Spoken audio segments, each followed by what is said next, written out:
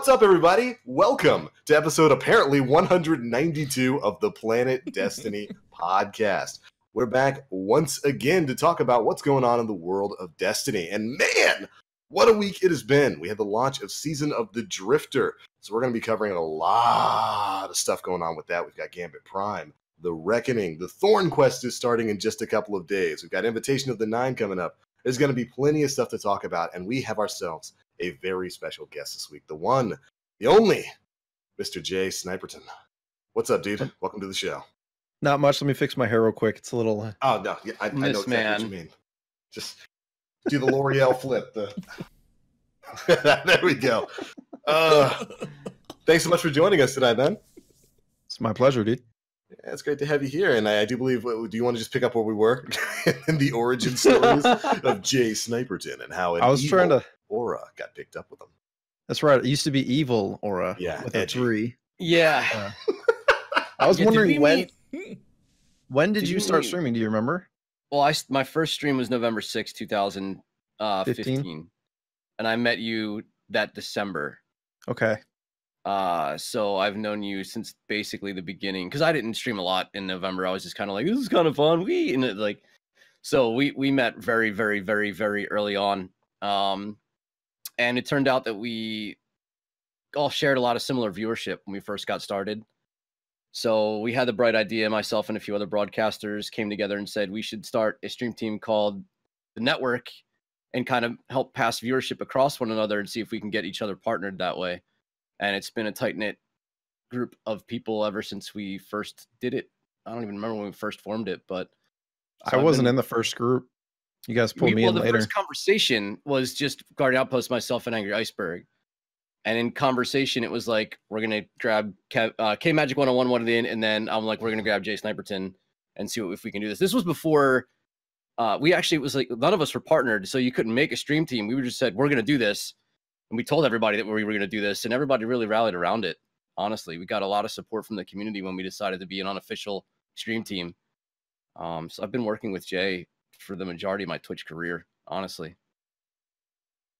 Even then, he was the guy who was in every person's chat all the time, every day. Can confirm. He says it like it's a bad thing, but I promise you I wasn't too much of a nuisance. I didn't mean it as a bad thing. So you guys kind of met each other as a bit of an unofficial sort of stream team, and that was because I remember when you started streaming Aura, and was it just mainly a Destiny sort of thing, or was it? Oh yeah, we were all Destiny broadcasters at that time, and I think all of us had relatively similar viewership numbers within reason, plus or minus 20, really. I think Jay, at the time when we started, we were all plus or minus 20, give or take. I think at that point, by the time I got put into the team, I don't know when would that have been, like May or June of 2017. I think that I'm not, and this is going to sound that far back when I think something like that. Really? If it was before I was partnered. Oh, it was before any of us, because K-Magic 101 was the first one to get partnered and made the stream team official at that point. I started applying for partnership in like March of that year. April. Something like that. Wow, so from 2015 to all the way to it's been quite a grind, huh? So I think that's a natural place to kind of take this conversation, because of course you are a streamer, pretty big streamer, and Destiny is a pretty big thing going on. So do you still stream primarily Destiny, or have you branched off into other things? Yeah, I mean, it was Destiny from day one, and we all know what Taken King was like, where it was basically an entire year of nothing but Taken King. There was no other content for a year. So I did, I was doing King's Fall help from day one, basically.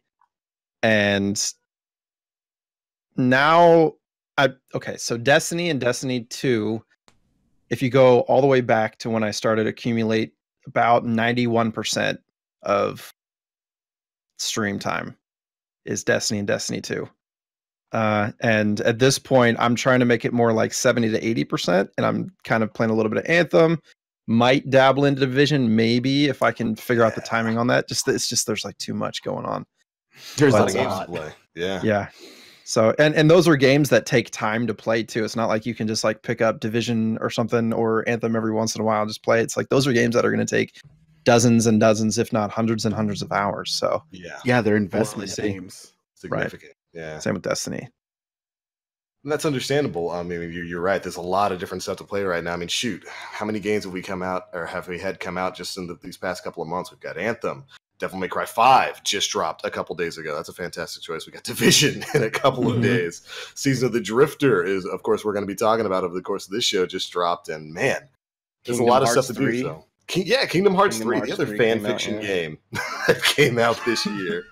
There's a lot there. So it's understandable that, you know, it's hard to balance that kind of stuff. But For sure. I think it's admirable that you try to do different things because you kind of have to, you know? We Keep it fresh. Nobody wants to do the year. I like how you described that, the year of Taken King. That's all I did every day was King's Fall help for a year, basically. Man, you trooper. Yeah, you have the patience of a saint. That leads to so many other questions. So many other questions. Ask him. I'm an open book, man. So Taken King carries, King's Fall carries basically. Because that wasn't the easiest raid to pull a bunch of greenies through, was it?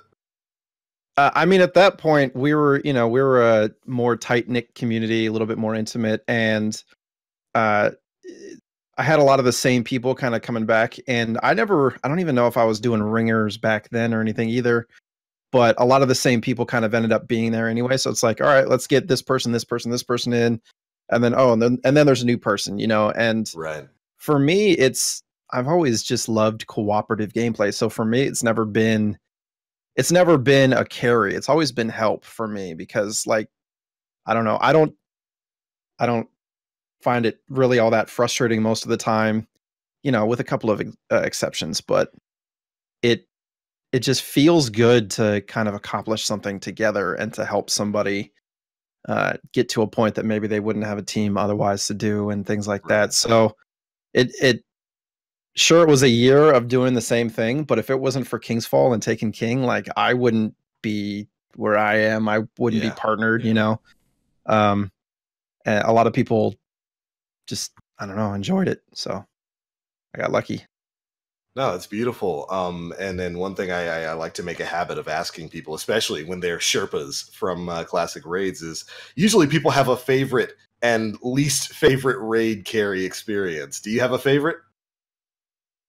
Experience or raid? Both. If you want to answer both of them. Raid for me it's going to be King's Fall is my favorite. I think Last Wish is number 2 at this point. I was not really a big raider in the beginning of the Destiny lifespan. Like, when the raid started coming out, I didn't play Vogue. I didn't really play Crota until 6 months later. Is when I started raiding on a regular basis. So I don't have that nostalgia that a lot of people have with Vogue and things like that. So King's Fall basically created our channel. And so I have a special place in my heart for that raid. I loved Wrath of the Machine.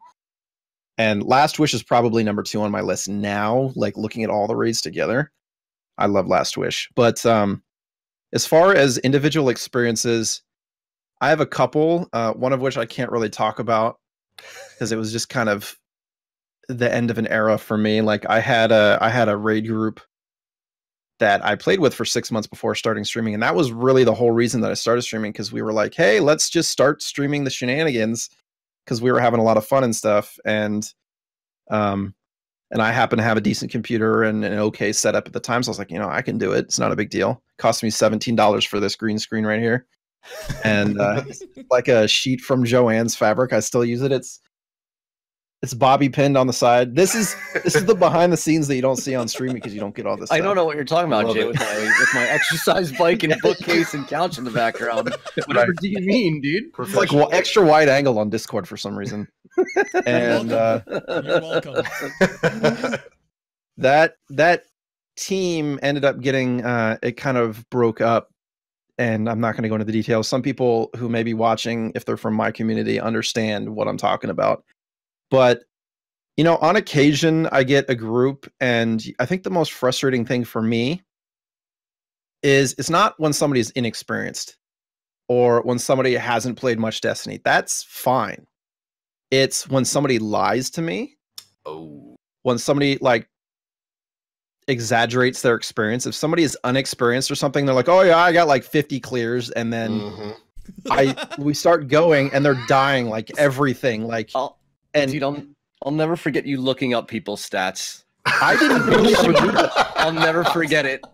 I tried to give people the benefit of the doubt. Like I want to trust people. I want to believe people. But when people are dying like at the dumbest things, when I'm like, if you've done this raid 50 times, you should know that. Like, you know, it starts going through my head and I don't want to say anything. And so secretly I'll be like to the mod Discord, hey, can you guys check this guy's you know, or mod will whisper me because they'll know that something's going through my head. And they're like, this guy has 3 attempts and no clears. I'm like, okay. And so then in my head, like I have to sometimes, depending on the person, if they're like being cocky, if they're like, come on guys, let's go, you know, if they're acting like it's other people's fault, then I'm like, okay, I have to call this person out a little bit. But if they're just kind of acting, you know, I think we as a Destiny community have kind of conditioned those people to do that, because if you look at LFG, you know, a lot of those posts are like, hey, you must have so-and-so clears, you must have this experience and this gun and whatever. At least that's how it used to be. What's that? You have Yellowhorn? Gotta have Yellowhorn. Right, exactly. They've been conditioned to lie about their experience in order to even get into a group. Yeah. So I think that was a big part of it. And so like I try to keep that in mind, like, hey, don't be too hard on them. But at the same time, I start all of a sudden I go from expecting the team to, you know, not have to need an explanation to, oh, by the way, some of the biggest tips for this encounter may include, and then basically say, and then watch them go silent as they're listening to every word. Oh, okay. No, you know, I think you bring up a really important point there, because I think everybody who's dealt with LFG has probably had that experience where you run into somebody who puts on airs, those scuffed up false J's, pretending, no, I've got 50 clears. I can handle this. I can handle this section solo in my sleep. And it's just tripping over every rock because they have no idea what to do. And you're right. You know, some people, they feel that need. They might be conditioned. They feel the need to lie about it because they're embarrassed to say, I don't know what I'm doing here. Right. And I think that's a pretty interesting way to handle it. Don't put them on blast at first. Let them see how they pan out. If they don't listen, if they're arrogant, then it's like, yo, bro, Mr. 50 clears over there dying to the thrall. Yeah. Why am I only seeing 3 attempts and no clears? Huh, dog? I think it's an appropriate way to handle it. Look, in the early days, I had like, I don't know, Aura might have been in the chat for this one. It was a Vogue, and it was like a 13-year-old kid. And he told, you know, I was trying to be nice. I felt like I was trying to be nice, but in the end, like everybody was giving me a hard time because I was being a jerk. And it was one of those situations where he said that he had 20 clears and we knew he didn't. He had no clears. He had 1 attempt or something like that. And I was trying to give him an opportunity to fess up. You know, I was trying to be like, hey, so do you know how to do the relic for the, you know, so-and-so encounter? He's like, yeah. I'm like, okay, here you go. You can try to go do it. And then he just, you know, has no clue what's going on. And then so we wipe and we bring it back. And I'm like, you know, that's so weird. It says on the raid report that this account doesn't have any clears. Do you by chance have a different name? You know, do you have something else? And he's like, no. I'm like, I'm gonna need you to like tell me straight up what's going on there, bud. Like, you know, because if you don't have any experience, I just need to know. I don't care. Yeah. I just want you to tell me so that I can help you. And he's like, no, I have 20 clears, and he just stuck to it. And I'm like, stuck to the story.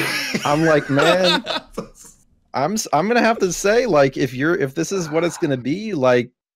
And I didn't say that he had to leave. I was like, you're more than welcome to stay, but like, I'm gonna treat you like you don't have any clears and all this stuff. And he ended up, it's like, and then all of a sudden I see on the bottom of the screen, person has left Fireteam. I was like, yikes. He left. And then chat lit me up. A couple of people, not really from our community, like people that were watching, they're like, man, you're such a jerk. He just wanted to play with you. I'm like, if somebody's lying to me, tell the truth. Like, I don't know how to handle that. Like, just tell me. And that was like, this is like years ago. And this is something that doesn't really happen anymore. Cause I feel like people at this point, you know, I'm like, you know, before we even get into the raid, I ask people how many clears they have, because I want to know from the gun. I want to know, okay, what should I expect? How much am I going to have to explain things? How much responsibility can I give this person? Yada yada. Because if I'm expecting somebody to have a lot of experience, I might want to lean on them a little bit harder, because like Last Wish, there's a lot of heavy responsibility type jobs, and having an expectation if 4 people in this raid haven't done it ever. All right, this is going to take a while, guys. We're going to get it done, but it might be a 4-hour raid, and I have to tell them, this might take a while. And as long as I have that expectation and communicate to them to have that expectation, then I think people get less frustrated, because they know going in, this is going to take a while. Right? They're not like, oh, this is an hour raid. No, you set that. It's going to take a while. I think we're going to get better. We're going to learn, and that's how it's going to be. I think it's important for everybody, though. Like, it's important for the broadcaster to know what they're getting themselves into. It's important for the teammates to know what they're getting themselves into. It's important for the people watching to know what they're getting themselves into. And for players out there, like, you have a responsibility to just be like, I mean, I've run a few raids with Jay. I have 8 Last Wish completions. And even so, I'm not an expert, but I'm not like an idiot in there either. But even so, like, there's even little things that go on, like the call outs might be different. They might call bird on a branch something different. They might call the fishes in a circle something different. So there's even adjustments to be made within that, where we're doing call outs. I'm like, guys, just like, I'm with them. There's 5 of them, and I've never run a raid with them before. I'm like, you guys take care of the call outs. You guys take care of the stuff. I'll shoot things, and we'll get through this, because I don't need to be taught, how to do the raid. I just need to know where to be so that we can be effective in this. So I think that plays a big part in what a lot of Sherpas out there do. It's not just Jay, but I think it's all of them regardless. Yeah, and it's certainly, I think, a mixture of different things, because I can imagine it is a little bit embarrassing to be put into a party, especially when you're a party with a bunch of people who, run this formulaically. They just go through these things in 15 minutes and be the person saying, I have no idea what I'm doing, and I don't want to ask because maybe they'll kick me. Maybe they'll laugh at me and say, oh, you haven't gotten this done? Please, if you're out there trying to run a raid, it's perfectly fine to go in and say, I've never done this. Tell me everything. That's what Sherpas are literally there for. I spent a lot of time in D1 doing Sherpaing people through all kinds of D1 raids, and Nim, Black Fox. Like, we would alternate explaining mechanics, and Black Fox, I love that guy, one of my best friends. He would take we had so many instances in D1 where Jay, we ran into the same sort of thing. If somebody would be putting on air saying, yeah, we've got so many clears, I can handle this side solo, and then they'd be dying to absolutely everything. And I try to be a bit nice with it. Black Fox isn't nice. He'll say, all right, it's obvious you've never done this before, so we're going to wipe, we're going to start over. You, come here, you're going to follow me around, I'm going to show you exactly what to do. And to the point where we would go through mechanics at the start of every round just to make sure people would get through it. And that's okay, It's okay to ask for help, and it's okay to ask for instruction there. That's perfectly fine. And man, I just try to think of myself the first time I've ever gone through a raid. I'm the first person to throw up my hands and be like, I ain't got no clue what's going on here. You're gonna have to hold my hand and show me absolutely every mechanic. Shoot, we might be doing a Scourge of the Past raid after this, Nim. And I've only run that once. I don't remember anything about it. Yeah. All I remember was going where you tell me to go. With Whisper being slightly nerfed, it's just a little different. It's a little bit more? It's a little different. It's just not a whole lot. Just use Lord of Wolves, dude. Everybody's doing it. I would have Spider would freaking give me one. Ooh, I don't have one either. I haven't really tried to get one though. Oh, man. It's good. Before the podcast, I spent like a solid maybe like 2 hours before I got on my Titan just clearing every possible bounty that I could do for Spider to try and get the Lord of Wolves, and now just cores. How many cores do you have now then? Today I must have gained at least like maybe 15 or 20 of them. Are you one of those people with like 500 cores or something? No. I infuse like crazy, dude. I go through cores like crazy. Yeah, no, I wish. I burn through them.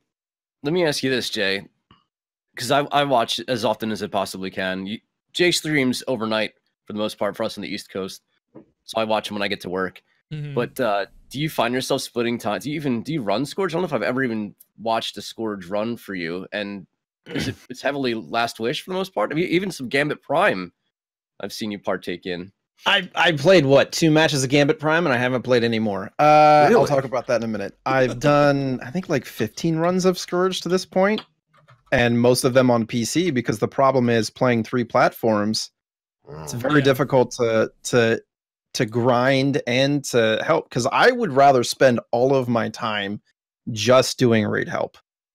In this scenario where we're talking about raid help, I mean, like it's not the only thing that I want to do in Destiny, but I don't want to sit there. Okay, I just grinded up to 630 whatever light on PC. Now I can do Scourge, but then I go to PS4. It's like, okay, my Guardian's 596 or 600. Okay, now I have to regrind to get up to be able to do that, and then Xbox. Now and then like do it again. And I hate having to do the grind 3 times. I want cross save or cross play, and that's a whole nother conversation we could talk about ad nauseum for me. But I haven't done any Scourges on Xbox yet, not one. I'm of light level now, like as of last week, but most of it is like, okay, if I do an Xbox raid, it has to be Last Wish for the longest time and all that stuff. So yeah, cross save is something we desperately need for any future iteration of Destiny. Because I wonder what consumers don't want cross save, because it would not be the consumers who'd be against it, right? It would be the companies, I guess. Well, now that EA is not in the picture, or not EA, now that Activision's not in the picture, maybe same company. Maybe they'll reassess that. Yeah. I want cross play, and people have been like, "It's not going to work on a PvP level." I'm like, look at Fortnite; it's fine. If you're like, you can do cross lobbies, right? If you're PC only, you're playing with PC players. If you have PC and Xbox, you have a cross play lobby. If you have Xbox, you're playing with Xbox only, and so on and so forth. I'm like, it could work. I play controller on PC, and for the most part, I can hold my own. Just not bad. Yeah, not bad at all. So I wanted to take a second before we move away from the whole Raid Sherpa thing. There was a particular comment in chat that I wanted to bring up because it's harsh, but I do believe it's appropriate here, and I think they might have misunderstood something here. This came from RCA Gandhi. If you already know the answer in relation to that 13-year-old, why confront the person? They're obviously trying to sound like they know what they're doing. If you know they haven't done it, just treat them like they haven't. And I think I just wanted to take the opportunity to clear that up because nobody was saying you should roast every 13-year-old who comes in and pretends to know what they're doing. Of course not. Can I say that? Oh, wait. I kid. Go for it. So I just wanted to bring that up and give you, Jay, an opportunity to address that directly, because I think Gandhi might have gotten the wrong idea there. We're not saying you roast kids who come in and don't know what they're doing. There are certainly sometimes toxic people who do that sort of thing. I've dealt with that. But did you wanna take that up in a different way, Jay? Yeah, I'm just saying that now. I mean, to be fair, I'm not used to playing with younger kids because of the time of night that I stream. And for the longest time, I had it on mature. I had mature on Twitch. Like you had to click a button that said you were 18. Right. And anybody that was under 18, it's like, I understand that happens, but like, don't tell me kind of thing. But when somebody comes in and I've played with kids that are completely fine, not an issue at all. Like they're super respectful. They listen. They're they might talk a little bit too much sometimes, but really that's a manageable thing. Mm-hmm. This particular young man was talking a big game. He wasn't letting like even me get any words in at the time. And I wasn't roasting him. I wasn't trying to make it a point to like make him feel bad. I was trying to give him an opportunity to come forward and like be honest. Like there was like 3 or 4 opportunities where he kept dying. I was like, do you by chance know what happened there? He's like, no.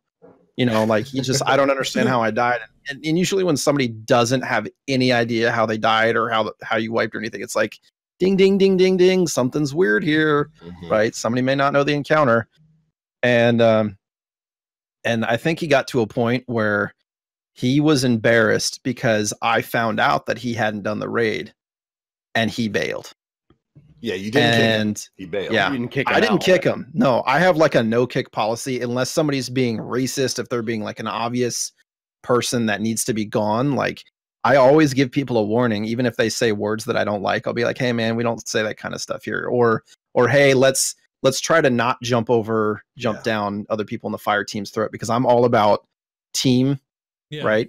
I'm like, if you want to get mad at somebody, get mad at me. Don't get mad at each other. And I say that to chat too. I'm like, if you want to get mad at somebody in the fire team, get mad at me. Blame me. There's literally a blame J command, because I don't want anybody in the fire team to have to deal with however many people in chat dogging on them, because they're probably a little nervous as it is playing in front of people.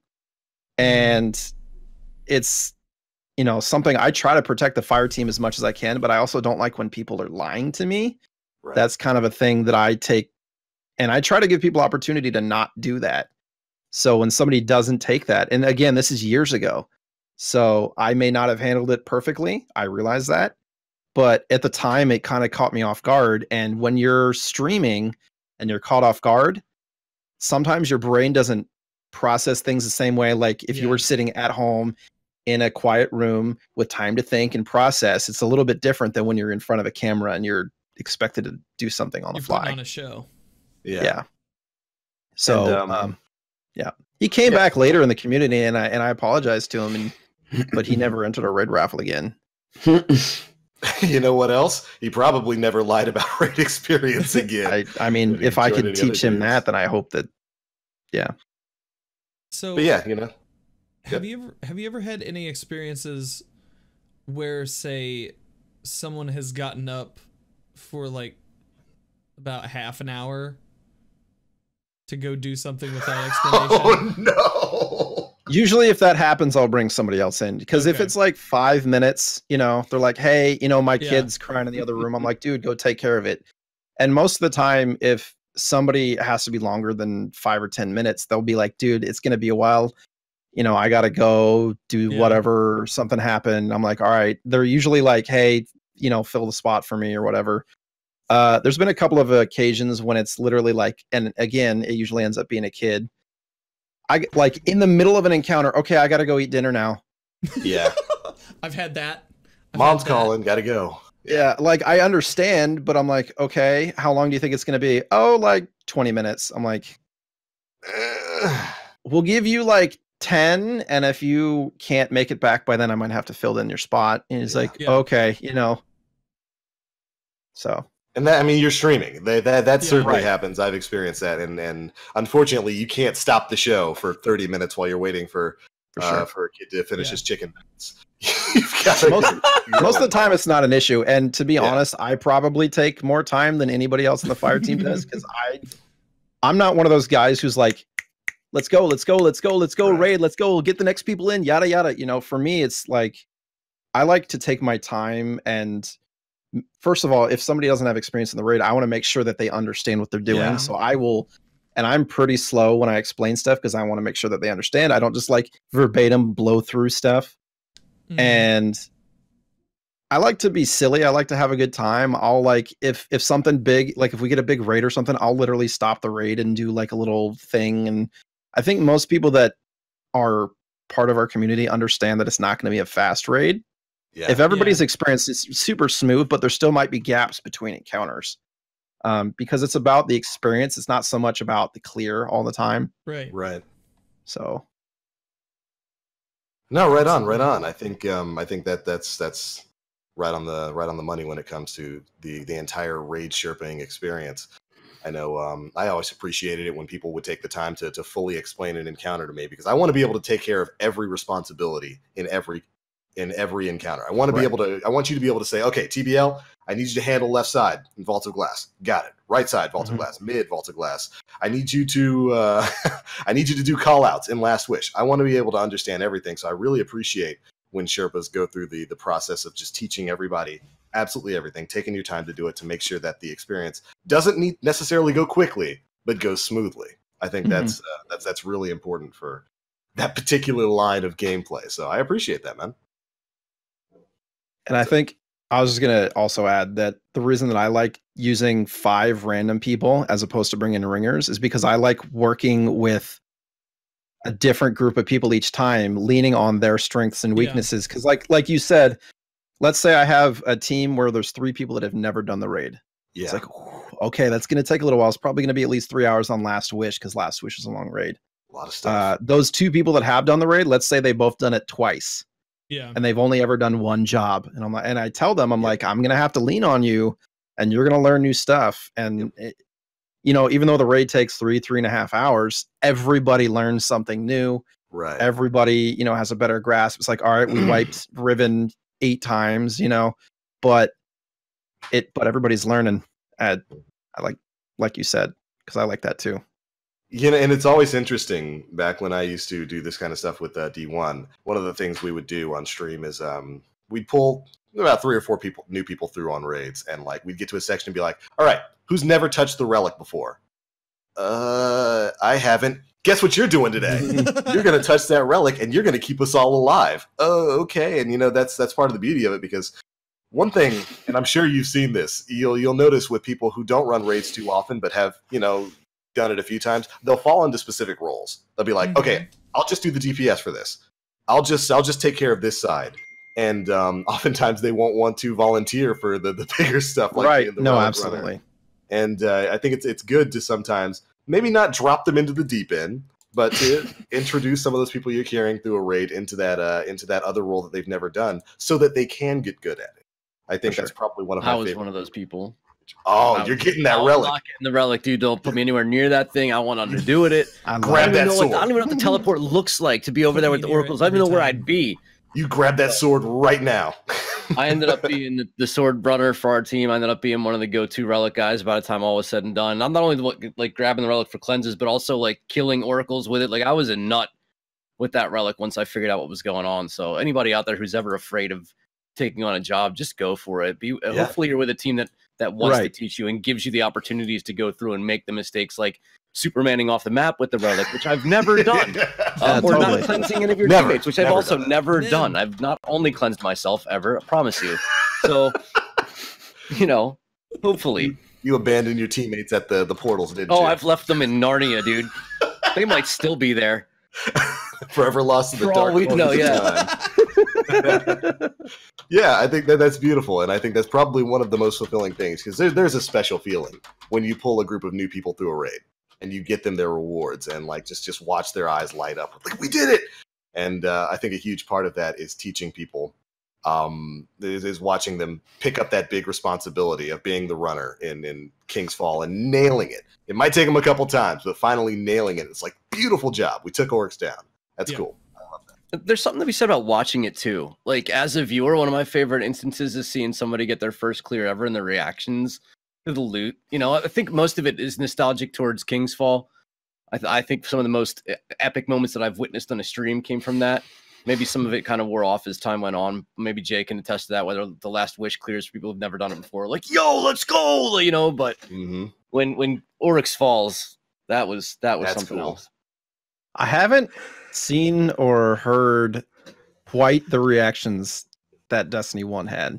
Yeah.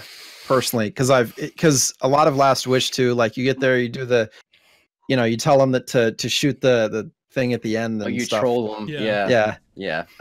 And then it's over, and then like, so I just pick a chest now? It's not as wow a moment. It's really not. It is if they get the 1,000 voices, but otherwise you're right. It's like, I got it.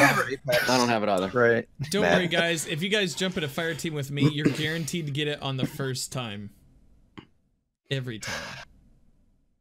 It works 60% of the time, every time. I still don't have that dumb weapon, and now there's this stupid glitch that makes everything else you have equipped stronger with it. I'm missing out on 25% bonus damage, and I'm mad. It makes me not want to use it because I just have like weird morality things. Don't worry, you won't get banned. You're preaching to the choir. That's a whole nother conversation, Nem. The ban thing, we had a lengthy conversation on stream the other day. Got kind of uncomfortable. Justice from a man glad. He got unbanned, right? They restored his account, right? It was a 2-week suspension. What? Oh, you actually did? For what? It was a 2-week. So he got suspended when he was away. So by the time he came back, he only had like a few days left. That's garbage. Well, I think the terminology the follow-up email said banned or something, right? Like, the email said it was a 2-week suspension from playing. Ugh. That's still so dumb. That's so dumb. That's not. It's not his fault. You made chess the most valuable thing to get.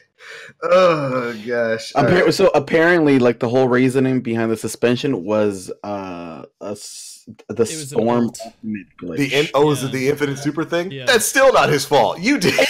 Yeah. Fault. Like he posted that, and then I replied. Meanwhile, in Destiny, and I posted this clip of me using the hunter flying thing just to cross the bridge on Vorgeth to the other side. Imagine being banned for infinite So- super. Right. Yes. I agree with you guys, but some people's arguments were, they put it in the TOS when you agreed to it that you're not going to do all that stuff or you could get banned. It's like, well, I understand that, but it's like a faith. It's like a good faith Good faith thing as a development team. And for anybody who doesn't know, I've been in a development team before, not for video games, but just in general, product manager. But it's like a good faith thing to the user to tell them, hey, there's some stuff that we didn't quite catch in QA. And if you use it, we're going to try to make sure that it gets removed. Right. And please don't use it. But if you do, just it is what it is. First of all, like if somebody's not showing them, I feel like them learning about the bug in general is good for the company. But a good faith thing to not ban somebody for figuring that out because it was something you missed in the QA process, it doesn't sit well with me. And I feel like their marketing team and their support team or whoever did the banning didn't communicate there. Yeah. And the marketing team probably would have told them, hey, it might not be the best idea to ban this person. He's kind of a big deal. Well, no, not even specifically that person. I'm not even talking about content creators. I'm saying anybody. Yeah, I agree. And I don't think Glad is special in this moment. And I feel like he's getting special treatment. And I feel bad for Joe Schmo, who's not a content creator, who probably got banned and can't come back. Yeah, somebody who couldn't put up a video that instantly gets 60,000 views. And yeah. I mean, still, like, I get that it's in the terms of service. Like, okay, that was something that we they read did. those.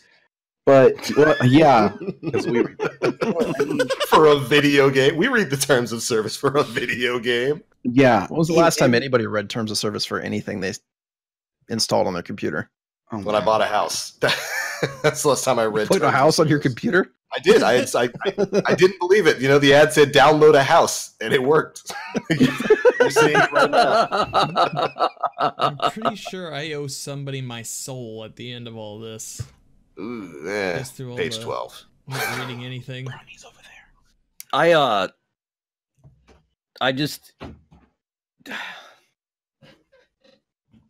I think you were rushed to put a game out because you were in development for so long. You had to earn some return on investment to continue to work on your project. You rushed it. The game shipped with 1 billion bugs, 1 million things wrong with it. You crashed on day one with the servers.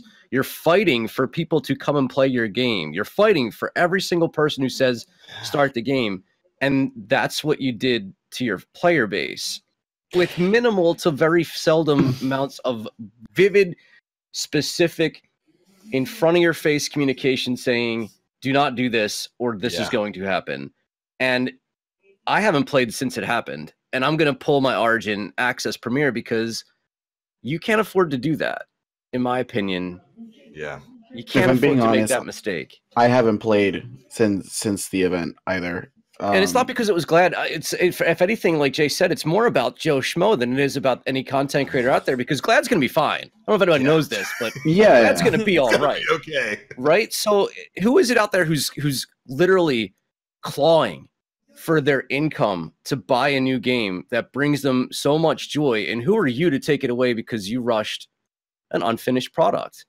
Everyone's like day one of the VIP experience alone was so unfortunate for Anthem. Yeah. Mm-hmm. That's where I'm coming from with it. It might not be the best or most professional response out there, but I mean, if the reward was like so game breakingly like silly, like something, for example, like when Prometheus lens was bugged, or when Vex Mythoclast like just deleted people from the Crucible. But like it was a super glitch that just made it do a little bit more damage, and it wasn't even like damage comparable to, for example, using Gunslinger's Mark, and an Avenging Herald, which for those people that don't know, there was it was a component, the Gunslinger's Mark, that TBL had and enjoyed. When you hover and you dash, you build a certain percentage of damage. But because storms can hover indefinitely and dodge indefinitely, it stacked over and over and over again. So when you combine that with the Avenging Herald, which is a heavy exotic pistol, that when you're hovering, you do 200% more damage. You're just stacking buffs over one another, and you were doing what, like a silly amount of damage, more than a super glitch could like do. Yeah, I was doing hundreds of thousands of damage per shot with that pistol. Yeah. And I abused it way more than people using the. And it just blows my mind that like something like that, just like glitching a super to use it like consistently, to it like not even giving Glad, you know, loot that was worth it, like to ban him for that, it just seems so dumb. Like I would have to say, I think Jay's right. It was probably like a marketing and like support person who just made a quick call there. There wasn't really any conversation probably with devs or anything like that, and it was just unfortunate because it wasn't a great look with all the other crazy things going on with Anthem right now, which is a game I legitimately like. I legitimately enjoy playing it. Mm-hmm. It's fun to play. Love playing it. But between the launch,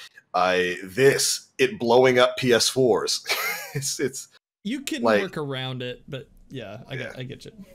I don't think that was the best move for them to make. And do we have any reports from Reddit or anything about other people, non-content creators, getting banned and stuff? Does anybody know? I actually haven't seen many. I thought that there had been a number tied to the people who had been removed from the player base because of it, but it's hearsay at this point, and you know what people tell me in chat versus what I can find on the internet, and who the hell knows what the truth is anymore at this point. You know, I'm playing that game tonight, and I'm a little bit nervous that people are going to come in and just, be poo-pooing on it all. So we'll see. I love the gameplay of Anthem. I think it's Anthem feels fantastic. BioWare really did a solid job in it, but after playing through the campaign, which wasn't horrible, like I wish it was more in depth.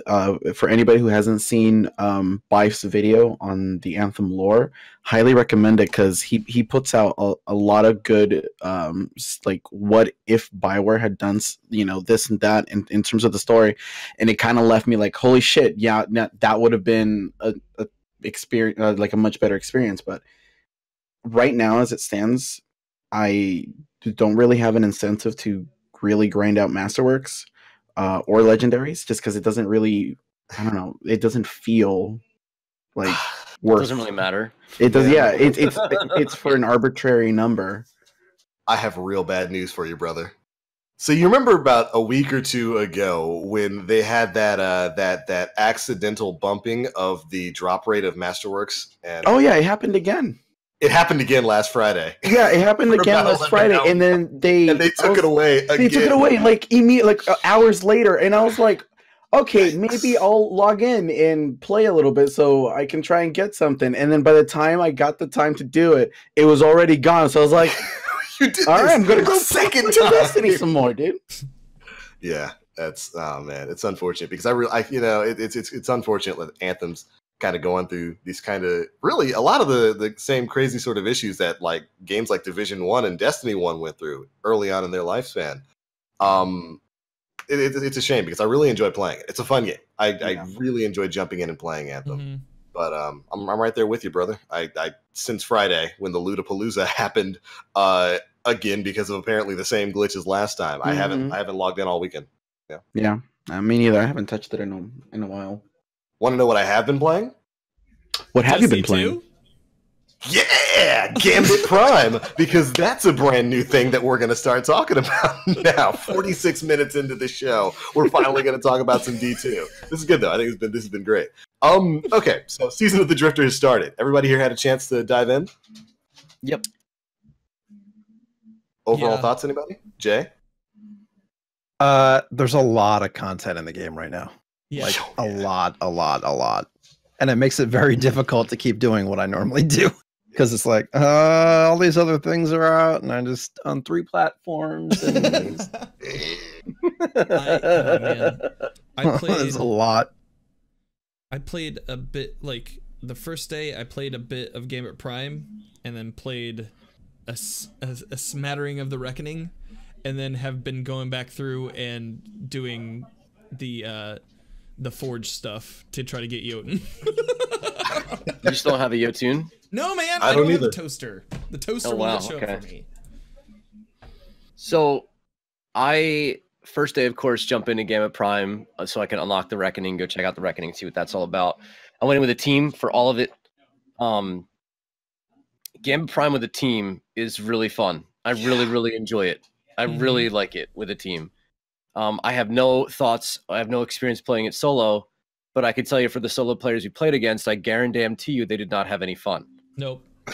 Yeah, I can probably tell not. you, Guarantee as somebody who's cute Or and is solo. sweaty. Not only am I sweaty, but the people I play with do not take any S from anybody. It's like we're coming for your throats when we play Gambit Prime. It's unfortunate. So I run. I ended up with the Reaper armor on my Titan. I run a top tree slam with insurmountable skull fort, and I You're a just shoulder scumbag. charge everything. You're a scumbag. I'll wipe an entire side of ads. The first spawn is I kill the entire first spawn. I think it's pretty interesting how they've engineered the ads in the game. They certainly feel like they hit harder. I feel Yeah. like they hit harder than they do. Yes. Like it's to the point where like I don't know if the game like gets choked up on damage numbers sometimes. I got 2-shot by a captain from full health earlier today, and I had to sit back and think I still had a shield.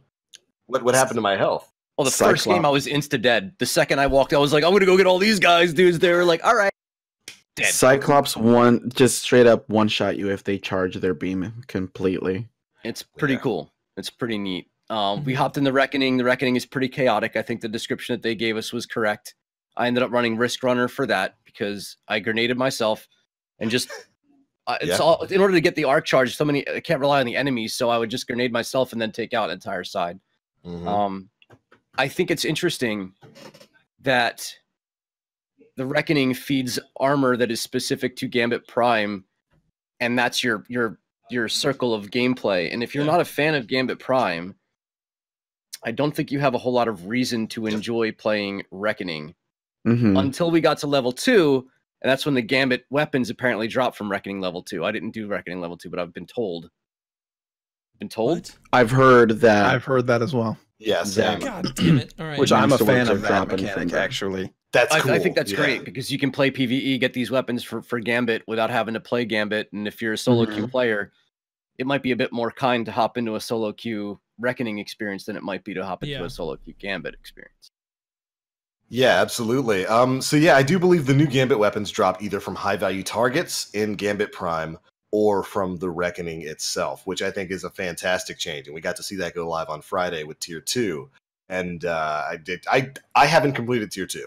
Like I'm in the 660s and I'm having too much trouble with it. So I'm not gonna even try that until I'm 670. But yeah, I do believe the weapons drop from that. And man, what a radical change from Tier 1 it is. I think the entire Reckoning game mode's pretty cool. It's you basically drop into the realm of the 9, you put your motes into the thing based on what type of armor you want to get at the end of it. You drop a rally flag because hey, they added that to another game mode. Thank you, Bungie. Thank you. Can we get those in Nightfalls, please? Yeah. But then for Tier 1 in Reckoning, it's basically just a race against time. You're just killing as many ads as possible to build up dominance, spawning a boss, and then you have to kill that boss within a few minutes. It's pretty cool. Pretty cool. Screw glass. That is an awful modifier. I can't believe the rotation of modifiers that are in it. That's crazy. Get glass out of that game mode. Holy moly. It being one shot by taken snipers when there's 70 taken snipers on that field was awful.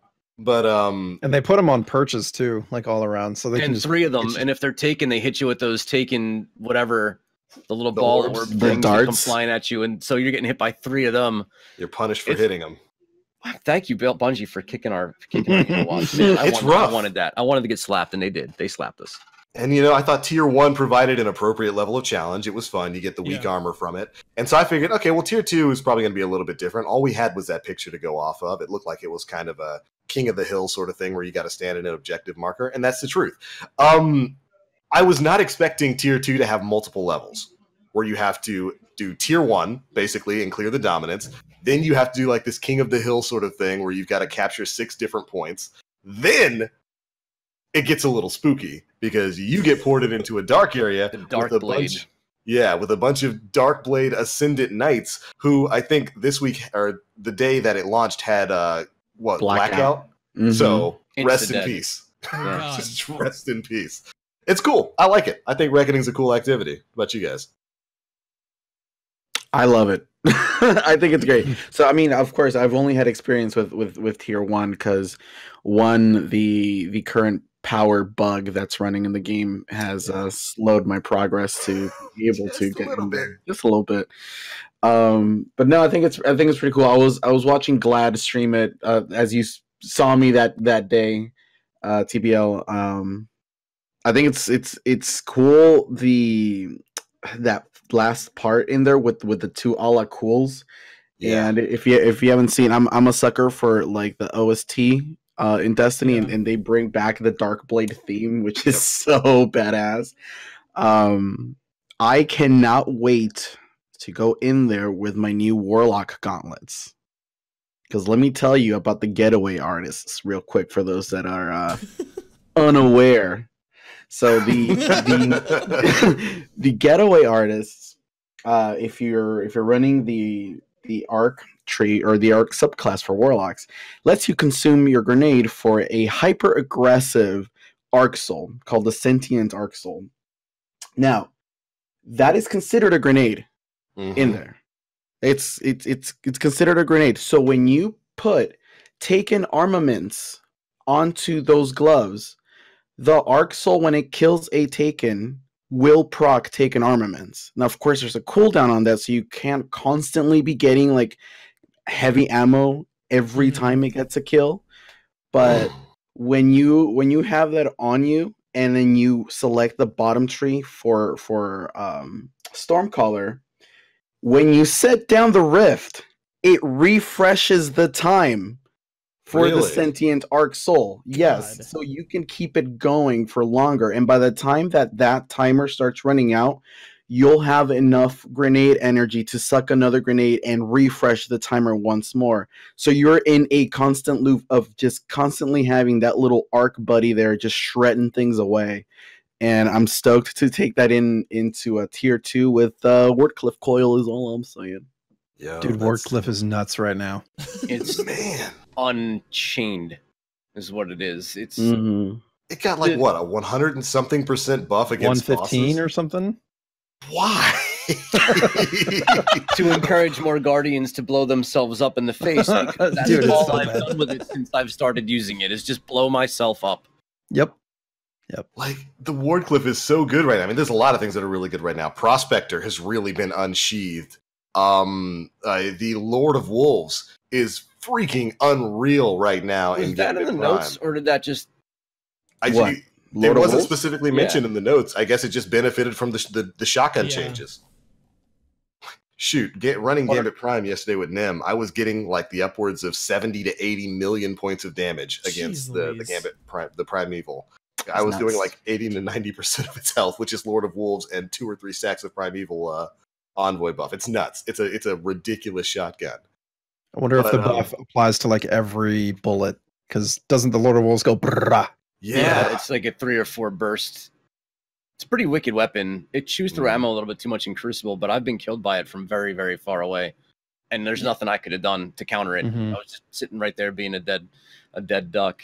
So It's always been good in Crucible. Like, it's always been a bit of a sleeper weapon in Crucible, and because of that pulse, because you get hit with so many pellets, it kind of extends the range out a little bit there. It's always been a definite a definite choice for that. It's just better now because it's gotten these other buffs. There's a lot of interesting stuff to use right now. Shoot, Nim and I were running, we're grinding for the Oxygen SR3, the new Vanguard pinnacle weapon. Wardcliff against Nokris is just stupidly hilarious. Even more so than it was before. Just boop, boop, done. That's what I was doing. It's like 5-minute, 6-minute nightfalls. Just you get to the end, have 3 people there, 1 bullet, gone. Destroyed. God. Is that how you got your oxygen so quick, Jay? Because I saw your clip on Twitter with it.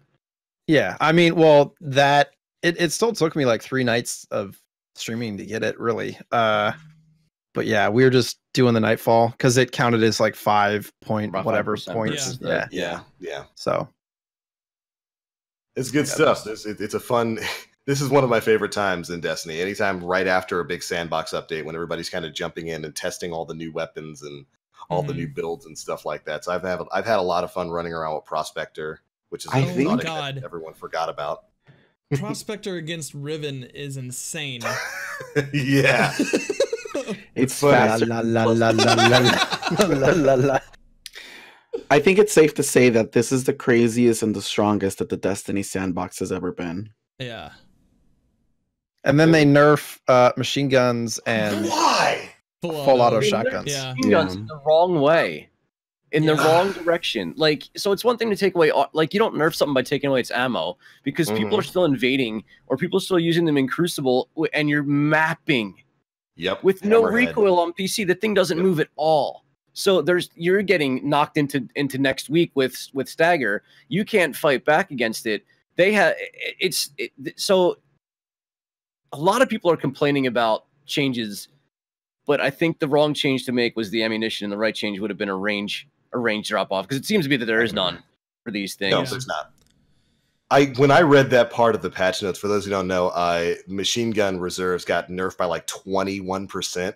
I Yeah. want to say, which is No, a change. wasn't that the damage percentage The damage got nerfed, and they also for reduced PvE?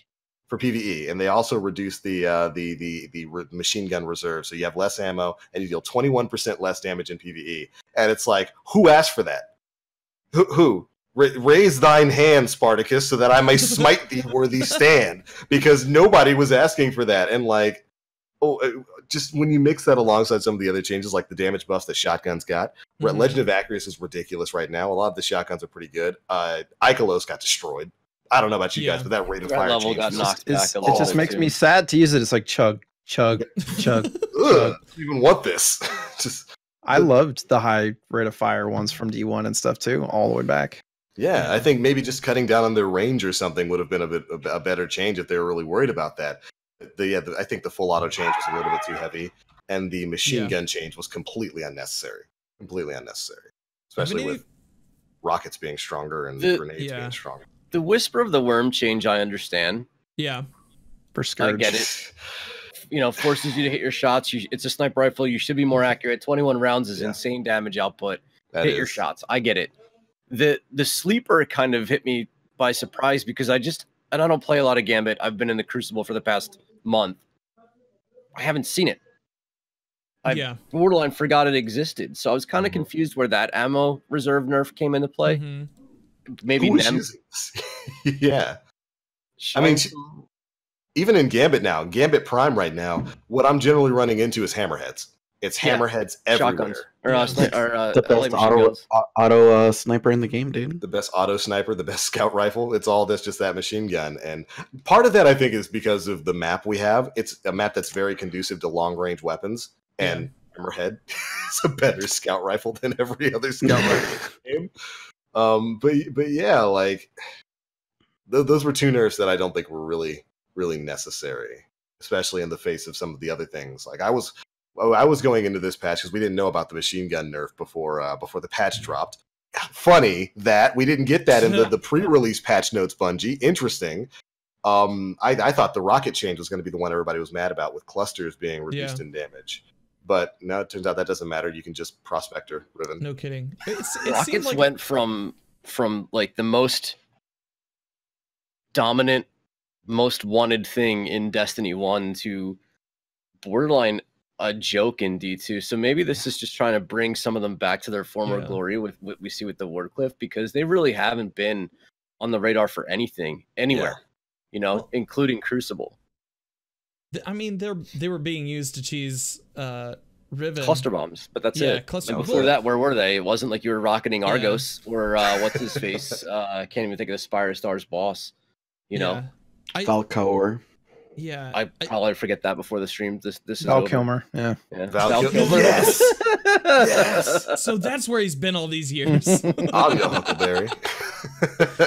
But it seemed to me like a lot of these changes were aimed at the raids. Like they wanted you to change out some of the weapons that you'd been using, because I don't remember a time I haven't gone into Last Wish where I've been like, well, now we just bring out the Whisper and Morgith.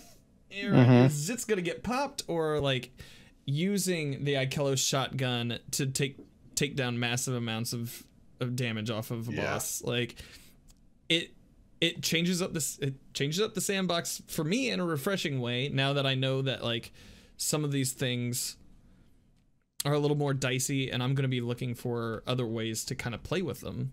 Acrius and Vorgith is I was just going to say, didn't Acrius just take its place? Because even before this rated fire nerf, because Acrius got buffed a patch or two ago. Yeah. Right? And I loved it. I thought this was great because Acrius is now the highest damaging shotgun in the game. There's no other shotgun that actually even comes close to it, even before the Ikelos and threat level nerf. And I thought that was great. This is where things should be. And now it's like I have absolutely no reason to whip out threat level or they increased the rate of fire for Acrius as well. They did. Oh. I only have the single bullet version on PC right now, so I need to. Yeah. I don't have it at all on any character ever. Oh, we need to get you that shotgun. That's fun, dude. We need to get both. I have to do the 10 whatever tokens or whatever you need to get. The 10 seals. Leviathan. Oh, running. That's quick. Yeah. Yeah, you can just do the jump castle in into that. Oregon. Yeah. I have a hard time doing the same thing over and over and over and over again. And part of the reason why I love Crucible is because even though it's Crucible over and over again, there's always something that's going to be unpredictable. There's some new element. There's some new clan name that's really funny. There's some dude whose name is Booty Claps, who I juke out of his spectral blades and give him the Charles. And it's like this whole, there's always something. And I don't get that experience when I'm running the whatever it is, the 10 entries to the Leviathan over and over and over again. I can't make fun of Cabal clans because there is none. You know what I mean? Here's your 10-day plan. Get one seal, play the rest of the day Crucible. Day 2, get another seal. That alone chip away at it. Drive me nuts. It just drive me crazy. I don't know that I need it. I mean, if I with Jay and all of his Sherpa buds were just gonna annihilate the boss before I even blink, is it worthy of me having like Jay? What do you find now that things have changed? Have you changed your approach to any of the endgame content with these patches? Not particularly, because I wasn't using the cluster strat to begin with. And it just makes stuff take a little bit longer, really. Yeah. I haven't found a better setup yet. Are you doing 2 phases for Vorgith, are you finding, or? No, it's still one phase. I was using Whisper strat. Yeah. I don't do the shotgun strat. So it's pretty easy to hit the giant bubble. They're right over here. You know. So I was gonna say I understand why they did some of those nerfs from a Sandbox perspective. Like they want to mix it up. Like I get that, but a couple of those changes, like specifically the rate of fire to shotguns and the damage to the machine gun, struck me a little odd and made me a little sad because I like the faster shotguns. And I was one of, I feel like, few people that were using Thunderlord in Last Wish. Like basically the entire time. Yeah. I used it for Riven. Yeah. With Lunafaction boots, you know. It's great. And it's the right amount of damage where you're not really gonna one phase her, at least before you have to do eyes, but it's gonna put her at an achievable amount of health so that when you're falling you can finish it off and go into the other realm. But I don't know, it struck me as odd. And I would I would love to sit down in a conversation with them and hear their explanation as to why they did it. Like I want to just so I can understand, have some context. Same. I guarantee they just wanted some variety. And this is the second hit to a shotgun that they've done. It's kind of weird because they nerfed when you melee with the Ikelos shotgun, what's it called? You melee first to get the extra trench damage. barrel. Trench barrel. Trench barrel. And then they gave us a curated role in Scourge of the Past that had it with trench on it. barrel. And Yeah. with But it was mods that you kinetic. can put on that are boss spec or mod, like they continue to give us ways to do massive damage. And when we do massive damage, we're like, all right, dude, wait a minute, that's too much damage. Yeah. So it's kind of weird to see where they're like, we don't want you to do that much. They're like, all right, like, you know, but I almost feel like, because just given the context, this is one of the things that I wish that they would come out and talk about, you know, their decisions for making some of these changes. But given Bungie's history, when they make these kinds of changes, I almost have to just default to it being a usage thing. Like they were looking at the usage numbers for weapons and whatnot in the back end and saying, okay, way too many people are using machine guns. Way too many people are putting Ikelos on or threat level on and never taking it off. We need some way to try to incentivize them to use other things. I always argue that the better way to incentivize people to use other weapons is to make those other weapons as good as the options that they're using right now. Bring them up to that level. Rather than just nerfing the rate of fire of a favored tier of weapon so that nobody wants to use it. Do you guys think they're gonna do the Black Hammer treatment to the Ikelos? Like take trench barrel away completely. No, exotic thing? so yeah, making it an exotic and then have the exotic version with the original RPM and the original trench barrel that doesn't deactivate after 3 shots. Like I Destiny mean, it is 3. an exotic weapon. Yeah. That would make sense because it legit is a legendary exotic weapon. Yeah. It It's has so been- strong. Yeah. It's so strong. Yeah. Probably. I'd say that's fairly. Would it that's lose its fairly luster likely. at that point? Because when Fatebringer and Vision of Confluence came back as exotics, it was like meh. Yeah. Yeah. Mhm. Yeah, If they do an At that Age point, it was of just to Triumph have level. a nostalgic burn, thing. Yeah. a burn on your primary because that's when they took it away. Because remember, we had elemental primaries. Mhm. Right, miss which we those. need desperately now, and to put all the weapons back where they belong in their rightful place. But that's another story. I mean, technically, we do kind of have elemental primaries when you think of the way that energy weapons work, but my head still can't wrap around using a primary weapon in the energy slot. Like It's Yeah. weird. Right. really like freaks me out. Like I Right. don't want to use a hand cannon in the energy slot. Like putting a shotgun on the That's for primary shotguns and and then snipers. like an auto rifle in the secondary. Nation Right. of Beasts, you Yeah. don't belong there. I don't. Get out of that slot. I don't use it. It's just weird to me. Get out of there, you fake bringer. Like there's nothing in the primary slot that's as good as the EP shotgun. So Mhm. Yeah. you know.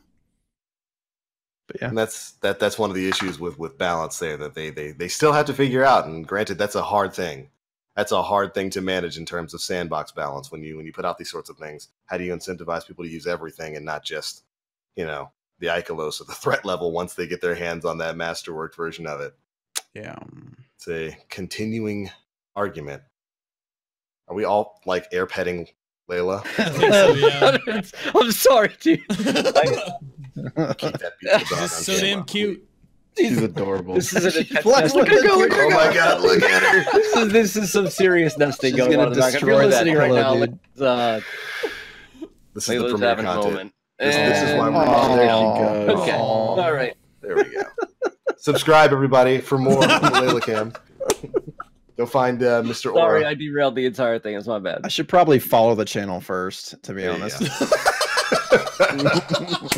Yikes. Oof. Oh Good thing they man. don't do follow call outs on stream. There we go. Okay, so I mean that was a pretty good discussion on weapon balance. Has anybody found any like new weapons that they're really taking a shine to? But what was the question?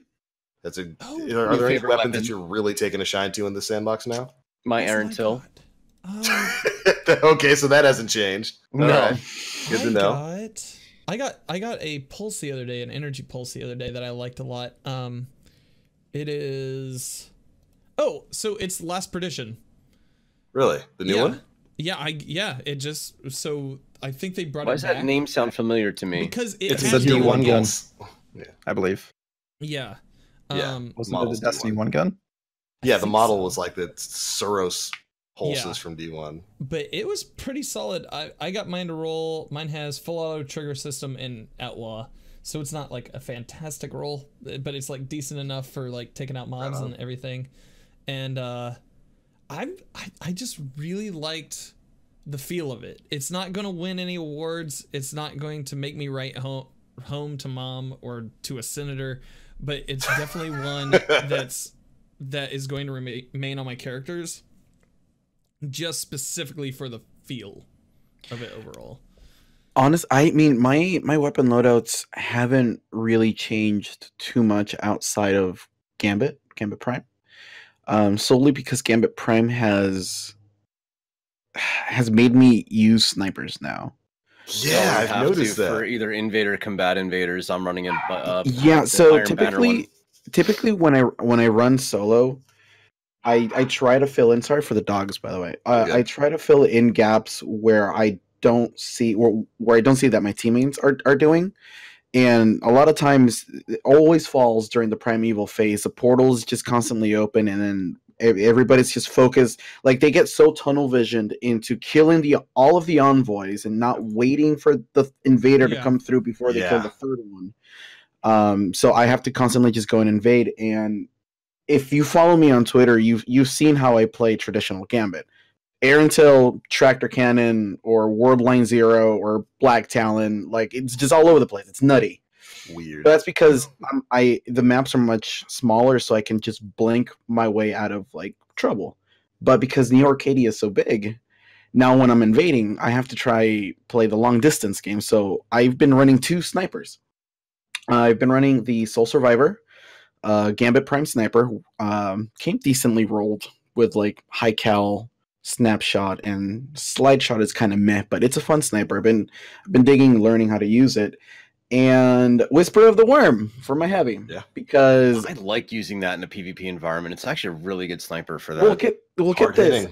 I'm a little dirty when it comes to that, because when it's time to go into the primeval phase, I switch to Will of Radiance, and I put on Lunafaction boots, and I put Empowering Rift on. So when I invade, I put down my Empowering Rift, and typically when you invade, everybody's going to start looking for you. Yep. So they'll try to rush you, or they'll try to like scope you out from a long range sight. You can just straight up one-shot body shot them if you're in a rift with Whisper of the Worm. Mm-hmm. And if you put down final round, it's a whole magazine of final round. You are dirty. You're right. And if you put down a Will of Radiance, and you have an additional overshield to that, so you're a little bit tankier when it comes to them trying to bring you down. You can just shoot them in the toe and eliminate that. And I see a lot of people like, oh no, Izanagi's Burden is going to be like the meta in Gambit Prime, but I feel like Izanagi's leaves you super vulnerable after you go in with the honed edge. Then you have to reload, and then reload again to get another honed edge. Yeah, exactly. So that's a lot of time where you're kind of spent in an animation where everybody can come and just delete you. But dude, yeah, no, New Arcadia has forced me to play into territories that are completely foreign to me, which is fun. Scary, but you know. So I wonder if that'll change over time as people get more of that armor. That's what can combat that. That's what I see a lot of people talking about, and I think that because I mean Bungie even said this in the Vidoc, Gambit Prime in the first week is going to play completely different than when everybody has access to like the pinnacle perks in the armor set. So here's the thing about that though, with endgame activities so seldomly completed by the majority of the player base, hiding the most powerful armor for Gambit Prime behind a tier 3 Reckoning. I mean, how much of the player base do you think is going to be able to complete tier 3 Reckoning? What are the completion rates of tier 2 for that matter? So like part of that kind of makes me wonder. I think it's honestly just for now, because I mean, right now, especially with the power bug that's going on, where like people aren't getting proper rewards, it's just a matter of time before tier 2 becomes a nuisance, and then tier 3 eventually will also become, because I don't think it's going to be as hard as Niobe Labs was. Yeah. If everybody's like 690, 700, it may not be that tough. Yeah. It's going to be obviously as everything else. It might be tough modifiers on the first week, but I don't think. Well, we're only going to get to 700, which is only going to put us at a 10, a delta of 10 above. Yeah. What final boss, which isn't. I mean, unless they've changed the way the delta works, 10 above is not that OP, all things considered. And I just still like. I mean, the thing about it is you can matchmake it. And maybe even a blind scroll Which is finds great. not every now and again where a player who might struggle for a lot of endgame activities might find a team that's in matchmaking and able to get them through it. But it makes me wonder, Jay, are you going to start running tier 3 reckoning help? I was, to be honest, I was about to go twitch.tv/aura for your tier 3 reckoning carry. Yeah, okay, yeah, that's me. I mean, I don't know. It's like I was saying earlier, it's going to be next to impossible for me to juggle 3 platforms, raids, reckoning. Like at this point, I'm not doing any farming stuff or leveling stuff on console. It's just going to be raids. Yep. Like that's all I can afford to do with time. Like I just can't do it. Crossplay, cross save, whatever it is, that would save me for sure. I had to give it up, dude. I had to walk away from my Same. console friends, unfortunately. I can't. I'm right there with you. I know what you're going through. Can't do it. Get it, dude. I know. It wasn't something that sat well with me. I have to be honest. It didn't sit well with me because I have so many friends on so many platforms who got me to where I am today. But I'm too much of a collections focused. I see these carrots and want to get them. I would move to console and be like, I got to get my Luna's Hell. I'm gonna go do that all over again. These aren't quick things. There's so much more depth to the Destiny 2 grind than there was in Destiny 1. It's not like go do this mission or just go farm this for this thing. Like there's a lot to do to get where you got to go. Dude, do you ever want to unlock a forge ever again? No, absolutely not. How dare you even suggest such a thing? So it's like cleanse thine mouth. I still don't have them all unlocked on PC on all characters. My Warlock on PC doesn't even have Nova Warp yet. I've never run a raid with it. So I've tweeted asking like if we were ever going to see a change to that or anytime in the near future about forges being unlocked per account if you've already done it, or like Dreaming City or things like that would help your characters overall. And got a big fat nothing. Yike. Yeah, I'd imagine that's probably there'd be more trouble than it was worth to try to figure out what the spaghetti code. Yeah. That's just gonna be a yikes. Ugh. Yeah, because I'm right there with you guys. I've only got the forges unlocked on one character. That's it. Heads up, you can do Bergusia and the first one on the other characters. I learned that like a month ago or so, and I was like, oh hey, I can at least like try to get my Jotun or the bow on the other characters a little bit as long as the bounties line up right. Because sometimes like, well, can't. You're locked only to 2 powerful frames though. You're locked to the auto rifle and the machine gun. You won't be able to. Yeah. Can't do the other ones. Yeah. Whatever. That's a price. I think I opened them all on every character because the thirst for Luminarch and Jotun was too large. And I told myself, I was like, nope, I'm not gonna do it. And my buddy Ashen was like, Nem, you're gonna do it. When was the last time you saw your family, Nem? It's been years. 79 years. I can't even tell you that. 84 years. Are you blacksmith yet? No, I'm gonna be honest. I don't really care for the other titles. I got the one that I wanted. I want Curse Breaker or not Curse. I want Curse Breaker. That's the one that I want. These are so dope.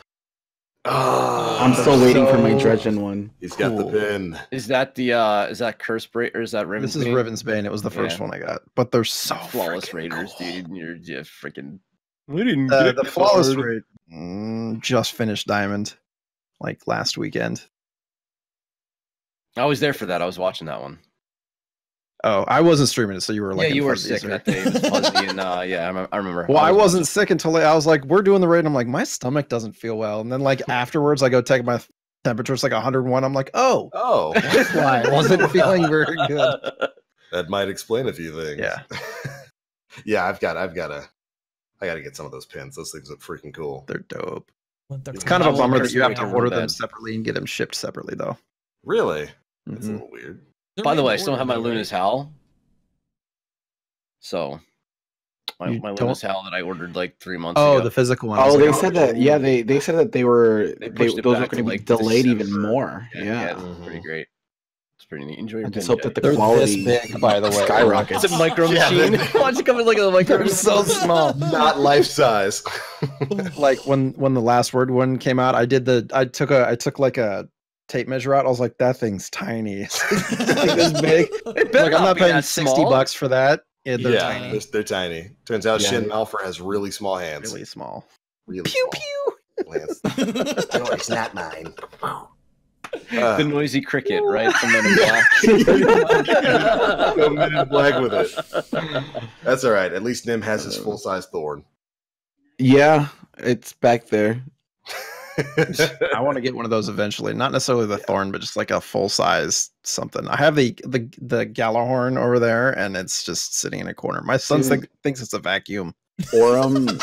Well, Daddy it does clean vacuum. up. Daddy It vacuum. does clean up. It's KD cleanup.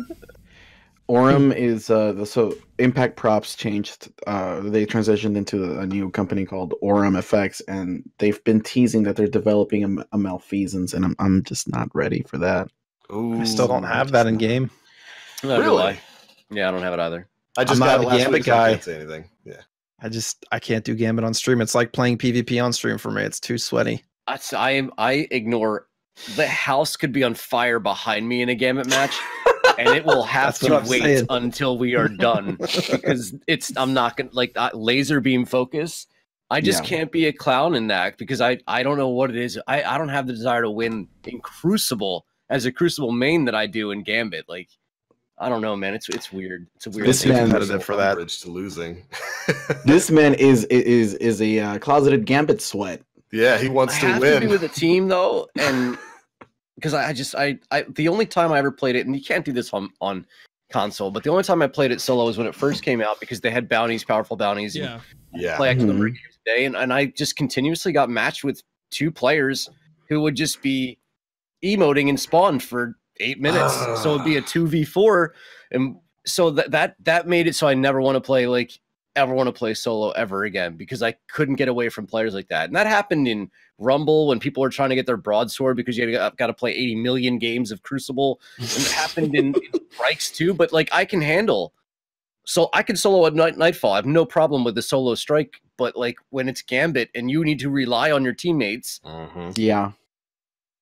I just No, can't solo sit back and get solo my ass Gambit kicked. is you know? yeah, solo Gambit is definitely tough. I've done a good chunk of solo Gambit, and it's not fun. I mean, but like everything else, it's better with teammates. So Yeah. Let me ask you guys this. So far, Joker's Wild's been out. It'll be what, like a week tomorrow? Or a week on Tuesday? Yep. Maybe yes. on Tuesday. How do you feel that this season's going to go with, again, a PvE pinnacle experience that's going to pump armor into a multiplayer experience that is not everybody's cup of tea?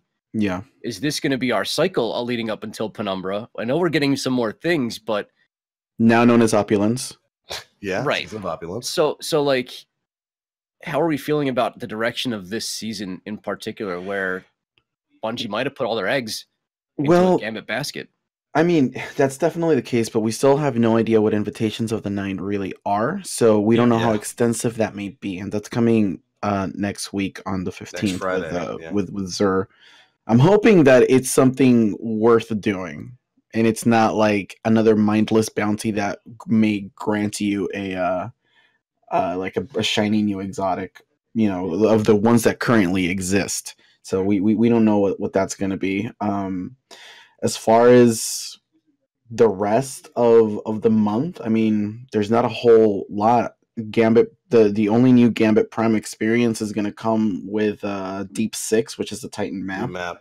Yeah. And then Gambit Prime is going to be rotating with the current existing maps, two of which are currently bugged and are not rotating, and I'm mad about it because it's Kell of Graves and Cathedral of Scars, both of the best maps in Gambit. Fight me.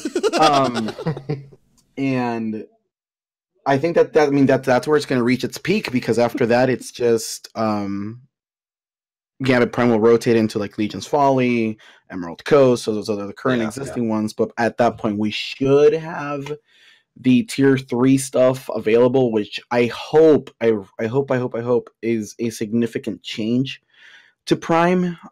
Because I think the game mode's great, but it needs refinements. There's definitely a lot of invasions going on at the end there.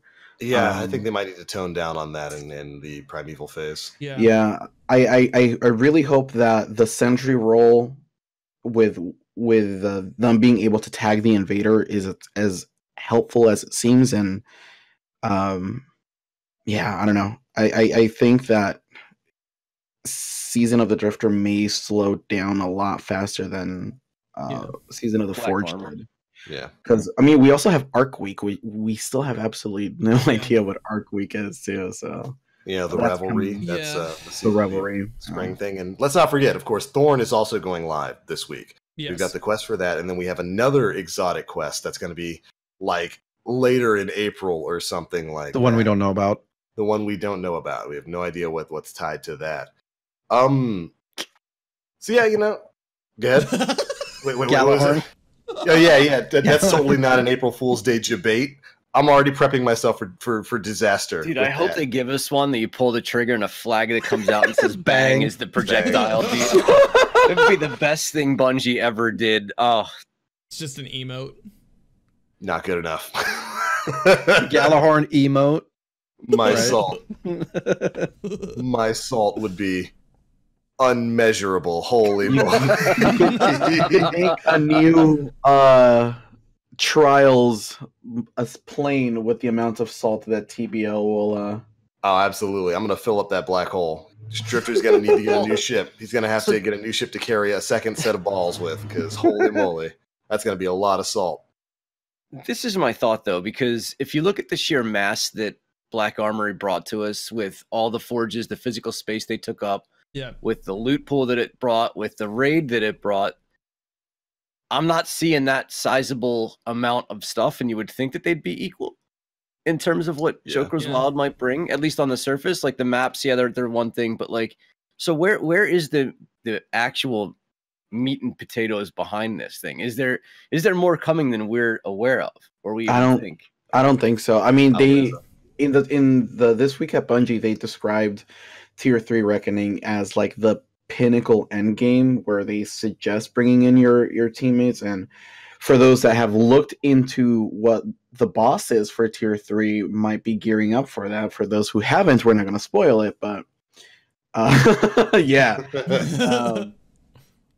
I'm hoping that Tier 3 really kind of shakes it up a bit, at least so it's fun, running Yeah. without playing Gambit. But other than that, I don't know. I'm just getting nervous because we talked about this like briefly before the stream started, but I have no desire to run milestones to gain gear and power level. I am in absolutely zero rush Yeah, to get to 700 because I don't know what I'm gearing up for. I don't know what I'm Yeah. getting am I just gearing up to go play Tier 3 Reckoning? Yeah. 'Cause that's absolutely. not- Yeah, I think that's it. Yep. personally, as a player, I'm going to be functional, if not damn good, regardless of the armor set that I wear in Mhm. Gambit Prime. You're going to have an advantage over me.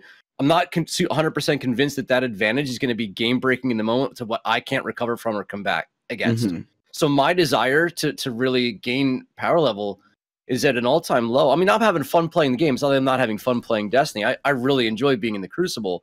But I just I always felt like there was something that I was like, all right, I got to get together so I can go do this because there's this raid jacket that, God, I just want this raid jacket, Mhm. or there's these things coming. I got to get ready because this is the end game. This is what everybody wants to see. And I'm just not getting that vibe from this season. So I don't know Yeah. what I'm chasing. Yeah. Yeah. What am I actually chasing? I honestly, I think you're right. There's not a whole lot to really chase in terms of like a reason to get to 700, especially for like a player like you, Aura, who spends most of his time in the Crucible, where most of that is irrelevant. I'm only in the Crucible because there's not really much else for me to do. Yeah, and I think that's one of the stark differences with the way content has been laid out with the annual plan as opposed to before. It was like, all right, gear up for Crota's End, gear up for King's Fall, gear up for Mhm. Prison of Elders. Get ready for the next big challenge. There was a end, like there was a goal to get to Yeah. try and run this stuff with. And Gambit Prime is in Tier 3 Reckoning is not.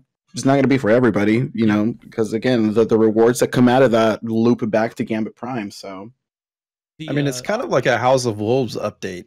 Yeah. I mean, I'm kind of okay with it because there's just so much to do as it is. Yep. I need to catch up. mhm. And every other update, it's been that race for light, and it's exhausting.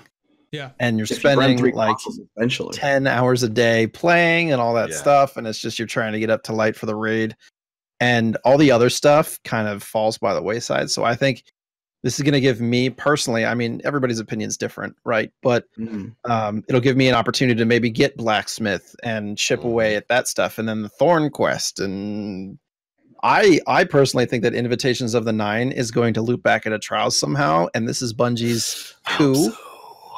They've been saying that it's not coming back, and they've been planning this whole storyline all along to bring it back. That's what I think. I'm totally going off the deep end with it, but I love that. the way that they've spanned all the, I mean, like, again, a year of Kingsfall and nothing else. Like, they didn't have any other updates. So, like, they're peppering in all these different things that you can try, and if you don't like it, then you can do the other stuff. And there's going to be new guns and whatnot. I think Opulence is going to be here before we know it, and then it's going to be irrelevant. Yeah, because Opulence is content's just coming out so fast now. It's crazy. Yeah. Yeah. Just to build on what you're saying there, Jay, because I 100% agree, and I want to clarify for audience. It's not like there aren't things to do in Destiny right now. There's plenty of things to do. Every week you've got a massive list of milestones to go after. So much so that most people don't even get through them. I don't get through all the milestones on all 3 of my characters every week. Absolutely not. But there's a massive list of milestones to do. There's plenty of content. You've got the Forge stuff. You've got the Dreaming City stuff. You've got Crucible. You've got Gambit. When it comes to Season of the Drifter and the content that they brought, I definitely think that, you know, the main bit of content is going to be the loop between Gambit Prime and the Reckoning. Yep. That's the main bit of content that was producing this. I think it's one of the reasons why they moved away from the named release of Joker's Wild and just referring to it as a season, because they don't want to put out that it's not a code name. Joker's Wild is not a code name. If you look in your triumphs, the badge for Season of the Drifter is called Joker's Wild, bro. Oh, God, I hate that. Joker's Wild was never the actual name of the content release. It's a development coding. No, internal name. That makes me mad. But yeah, the main bit of content is supposed to be the loop between Gambit Prime and the Reckoning, and I think that's fine. I think certain people are going to enjoy that. I'm enjoying Gambit Prime. I'm loving it way more than I love normal Gambit. Yeah, and I think the Reckoning is pretty cool. You're right. We talked a bit about this before the show. I have no desire to power grind to 700. I haven't focused on that at all. I've just been playing Gambit Prime because I enjoy it. And I'm probably not going to be power grinding my way to 700 because there's no real reason for it. You know? The Reckoning Tier 3, whatever that's going to bring, unless that has a completely unique set of weapons and armor that are amazing, I don't really see much of a reason to push myself for that, and I'll get to it eventually. But overall, I think right now, you know, Destiny, I think it's in a pretty okay spot. I think there's plenty of things to do right now. You're right, Jay. May or whenever Season of Opulence starts is going to be on us before we know it. And I don't know. I think, it's crazy. It's crazy. And we are getting a raid in Season of Opulence, right? Yes. Like that's on the. There are 2 redacted activities still in Season of Opulence, and really? we do know that obviously we're going back to Leviathan. I just hope that because of the lack, words are hard, of a raid in Season of the Drifter, that we get like a pretty bigger sized, at least bigger than Scourge of the past during Season of Opulence. And hey, who knows, maybe we'll get a full raid and then more raid layers, because again, we're back in this monstrous fish of a ship. Yeah. That we've explored only a fraction of it, so we'll see. Because I mean, there's still areas in the Leviathan that are unused, if I'm not mistaken. Mm-hmm. So big world space. I think we're going to see the real Callus, or either fight him or fight alongside him. Dude, can you imagine if they made the Leviathan a patrol destination? Why didn't they? I mean, shoot. It'd be amazing. Flying off of it every day. It'd be awesome to have a new patrol destination in the Leviathan, and then you have access to like all of that stuff directly from there. That'd be cool. That'd be so sick. That's always how I've kind of like I'm completely veering off here, but that's always how I wished raids and strikes were implemented into the world of Destiny. It's like, Mhm. hey, we want to go run Vault of Glass, get 6 people, land on Venus, go to the entrance, and open the raid up without having to just queue into an instance, or Yeah, hey, that- go to the that's cool. Dreadnought, go to the Court of Oryx, and start it up that way. You know what I mean? Like just in world with. I mean, I understand. You know, they have to do a separate queue, but Did they ever tell us if they were going to consider 6-person patrols? not to our They- knowledge. I don't think they've Well, ever mentioned. They talked People about brought it Dreaming up. City being an in-game They did. location, and that's where that kind of came from way back in the day, and then it didn't happen. Yeah, there was some sort of mention about Dreaming City being a place where you could pull a full fire team in and just like go explore, but That'd be cool. I still find it weird that they made the blind well a node in the map, but you can't select it. yeah, just like the forges. Mm. Not a fan. But I think overall, I think my point there was that yeah, Season of the Drifter is about what we expected before it came out, that it was going to be mostly centered around Gambit. If you're not a Yeah. fan of the Gambit content and activity, you're not going to really have much reason to dive into the Season of the Drifter stuff, because most of it, even the Reckoning, is tiered towards Gambit. It's getting that gear. If you're a Gambit nut, go crazy. You're going to love building up the armor set and getting the different perks, because some of those perks for the roles are fairly powerful.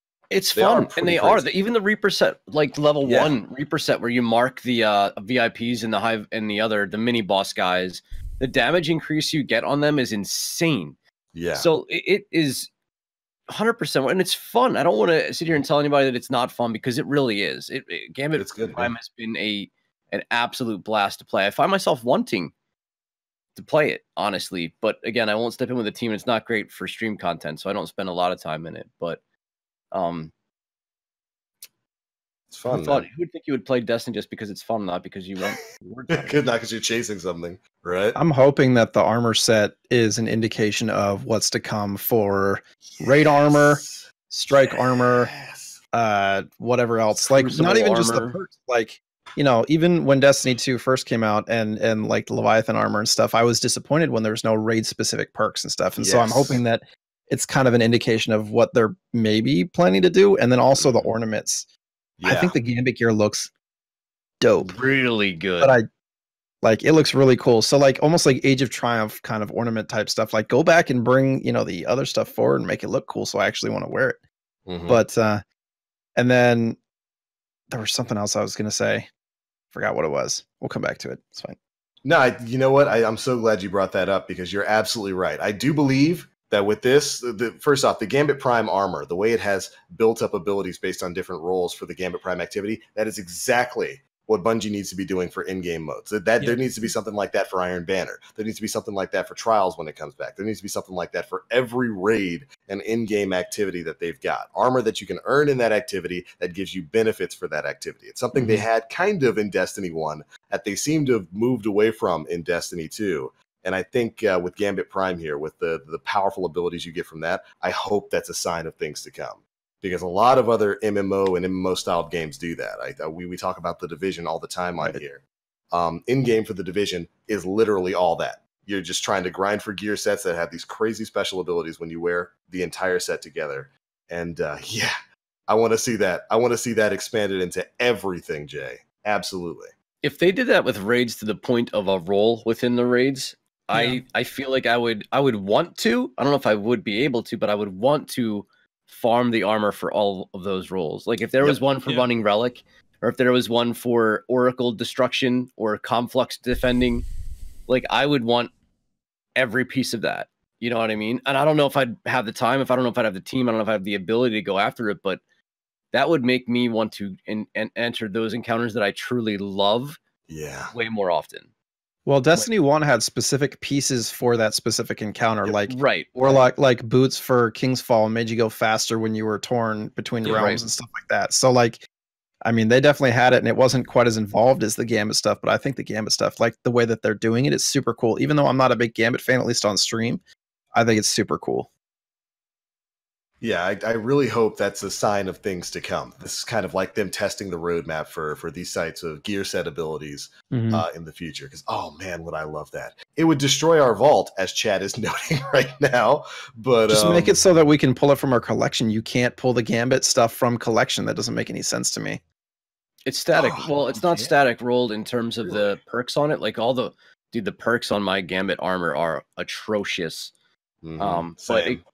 But so that's if they made it static, the perks were the same, then you'd be able to take it from collections. There should be a base. I think there should be a base roll, like where the whatever you pull from collection is just awful. But like, you know what I mean? Like, so if you want as better perks on it, you have to grind for it. Like but primary ammo finder and like assault rifle, like reserves or something like that. Just yeah.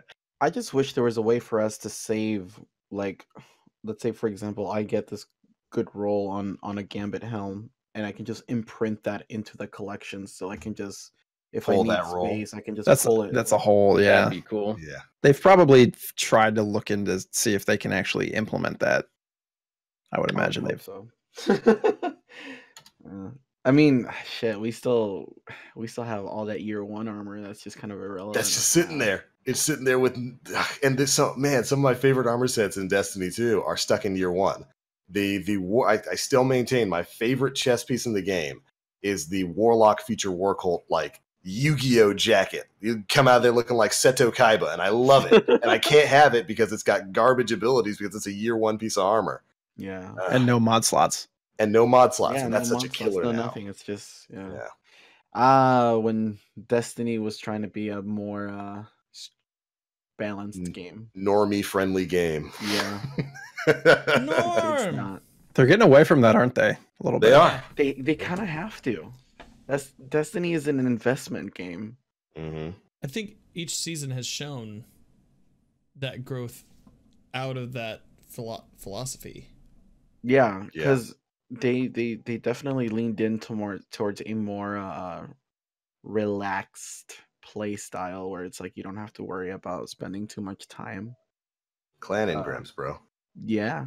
But if you don't want to run trials, fine. Get a clan that does. Reap the rewards. But yeah, I think they've made several statements about wanting to move more towards the enthusiast route for keeping the game open enough that more casual players can get in, enjoy it, and get some tangible rewards, but putting stuff in there for the enthusiast player that wants to grind for stuff, that wants to have the absolute best. And I think that's the way they're going to be going with Destiny in the future. And some of the stuff we've gotten here, and I'm still going to call it Joker's Wild, Deej. I'm sorry. I can't get that out of my head. But some of the stuff we've gotten here in Joker's Wild, Season of the Drifter, I think really leans towards that. So I'm excited for where they're going to go in the future. It's good stuff. I'm curious how much longer Destiny is going to be even going for. And this is a whole nother conversation that we could have. So I don't know how it is on time, but I dove pretty deep into that contract between them and Activision when the split happened. And for those who don't know, the 10-year contract was supposed to end at the end of 2020, not 2024. So it'd be interesting. The game was in development for 4 years before it actually shipped. Yeah, right? 2010 is when that contract started. So the game was originally supposed to release in 2013, and then it was delayed to 2014. Yep. And so technically it was only. Then there's the whole conversation of if Bungie wanted to keep going with Destiny past 2020, then they would be out of the contract, but could still go back into the contract if they wanted, and all this stuff anyways. But yeah, I want to know, are they going to announce Destiny 3? Is it just going to be an extension of Destiny 2 moving forward? Like all that stuff. So there's so many questions there. And it's one of the biggest things that terrifies me, to be perfectly honest, is now that they're alone without a big major publisher backing Destiny. If they do another Destiny 3, one, it's obvious Bungie's not going to be making Destiny games forever, probably. I think everybody can understand that. But if they do go with the Destiny 3 route, which I think is fairly likely, if that doesn't make bank, that's it. There's no more Activision to fall back on and use that as a piggy bank. And that terrifies the crap out of me. That's the danger of being your own publisher. If your game doesn't sell, you don't make that game anymore. And I have a feeling. Yeah, I have a feeling that they're going to move away from the numbers. Honestly, whatever I can feel it in my bones. Whatever next iteration of Destiny, it's not going to be a Destiny 3. So Destiny X, Destiny Online, Destiny X. Destiny experience, kind of like with Jimi Hendrix vibe and the colors and the 70s kind of inspired. Because I'm sure players don't want to start over. No. You know, we don't want to start from scratch again, and that's something that I'm sure Bungie has kept in mind. It's like, hey, we had all these weapons that and armor that we loved in D1 and shaders and emblems, and when Destiny 2 came out, they all became irrelevant, and some came back, but a lot of classics stayed. And with a game with such a deep lore like Destiny, I feel like that's such a big waste. Yeah, they're already bringing back a lot of stuff from Destiny 1. I mean, exactly. Yeah. it's like this big giant collection of all the stuff. Yeah, and I don't know. I feel like starting over again would be not good. I think. Good. I was gonna say, I think they're moving. If I was Bungie, this is what I would do. I'd move away from Destiny 2 as quickly as possible, because the game started out pretty rough. No matter what Bungie does, they really can't win. They get more bad things said about them than good things on a daily basis, and I think a lot of that stems from the way that the game initially launched and its current state. And it's this game is incredible compared to where it was when it first started. Absolutely. But I think I'd want a clean slate to work from if I was going to be my own publisher.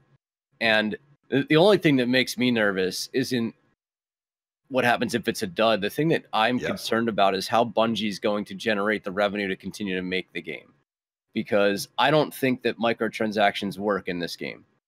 I just don't think that they function well. I don't think that the offerings are good enough compared to what you see games like Fortnite do. I think they wrote the book on microtransactions, you know. So rewrote it. So when it comes to a sustained revenue stream for Bungie, that's where I start to worry about. And listen, I'll pay a monthly fee to play this game.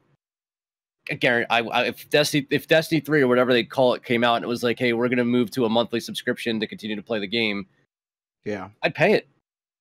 Yeah, it just needs the substance.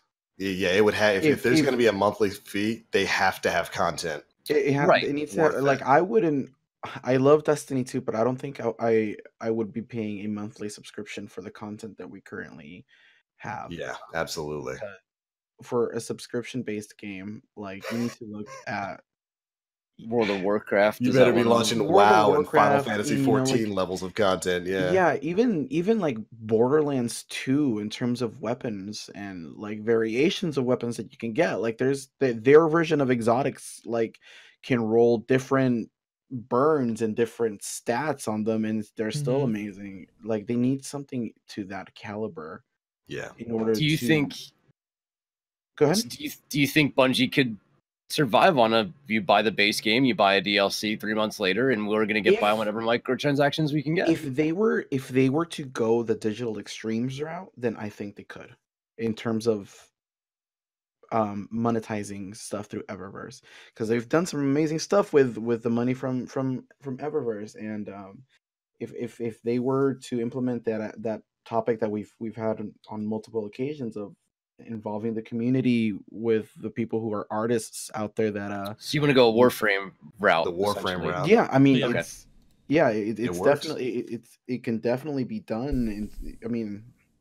In terms of, like, just seeing it from the outside, like, you know, like ornaments for exotics or ornaments for sets that are currently there. Like, embrace that side of the artistic community. Have your community help you to help them. You know.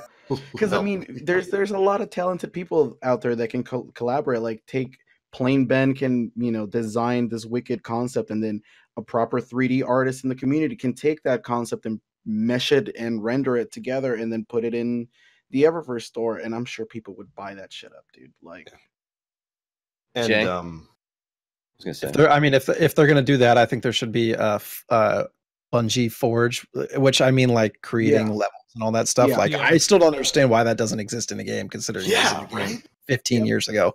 But I mean, you think about the way that the model works right now. It's like $12 a quarter, which I think is ridiculous value. Everybody always talks about the cost of Destiny and everything. $12 for a quarter is not expensive. That's Not not at all. at all. Not at I all. think they need to make the base game free, like they should have when they first had it on the Blizzard store. I think it should have been permanently free because people get confused. They're like, okay, so in order to be updated on all the stuff, I have to have if I can buy Forsaken, is that good? No, I need to buy the base game first. I also need to buy Forsaken. And then if I want all the new stuff, I have to also get the seasons pass. It's just not so much just a cost perspective, but from like an experience perspective, that's just confusing. Like people, they'll like buy the seasons pass and like, oh wait, I can't even play the game because I don't have. Yep. That was a huge problem.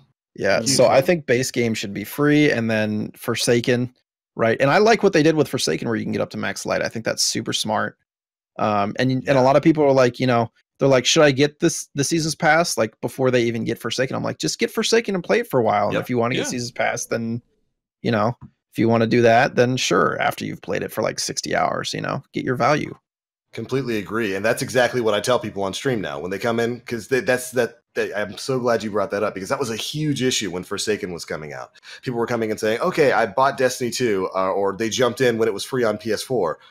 Do I have to buy Forsaken? Okay, do I have to buy Curse of Osiris and Warmind first? Like, do I just buy Forsaken to get in on that? I was really happy when they rolled all that content into the price of Forsaken, but it really should have been like that right from the start. From the get-go. And there with the annual pass, that's what I tell people too. When they say, okay, well, I just got into Destiny 2, I just bought Forsaken. Should I buy the annual pass? I say no, not until you're done with Forsaken. Play through that. If you enjoy it, then think about buying the annual pass because you're not going to be behind if you don't anyways. Yeah, you're not going to be behind at all. And just bridging you guys' ideas, I do think Destiny could go the free-to-play option. I think they could go free-to-play. They could sell expansions and stuff like that, kind of like Warframe does. I would be willing to pay a premium subscription service if they had like a Destiny Prime sort of monthly subscription service.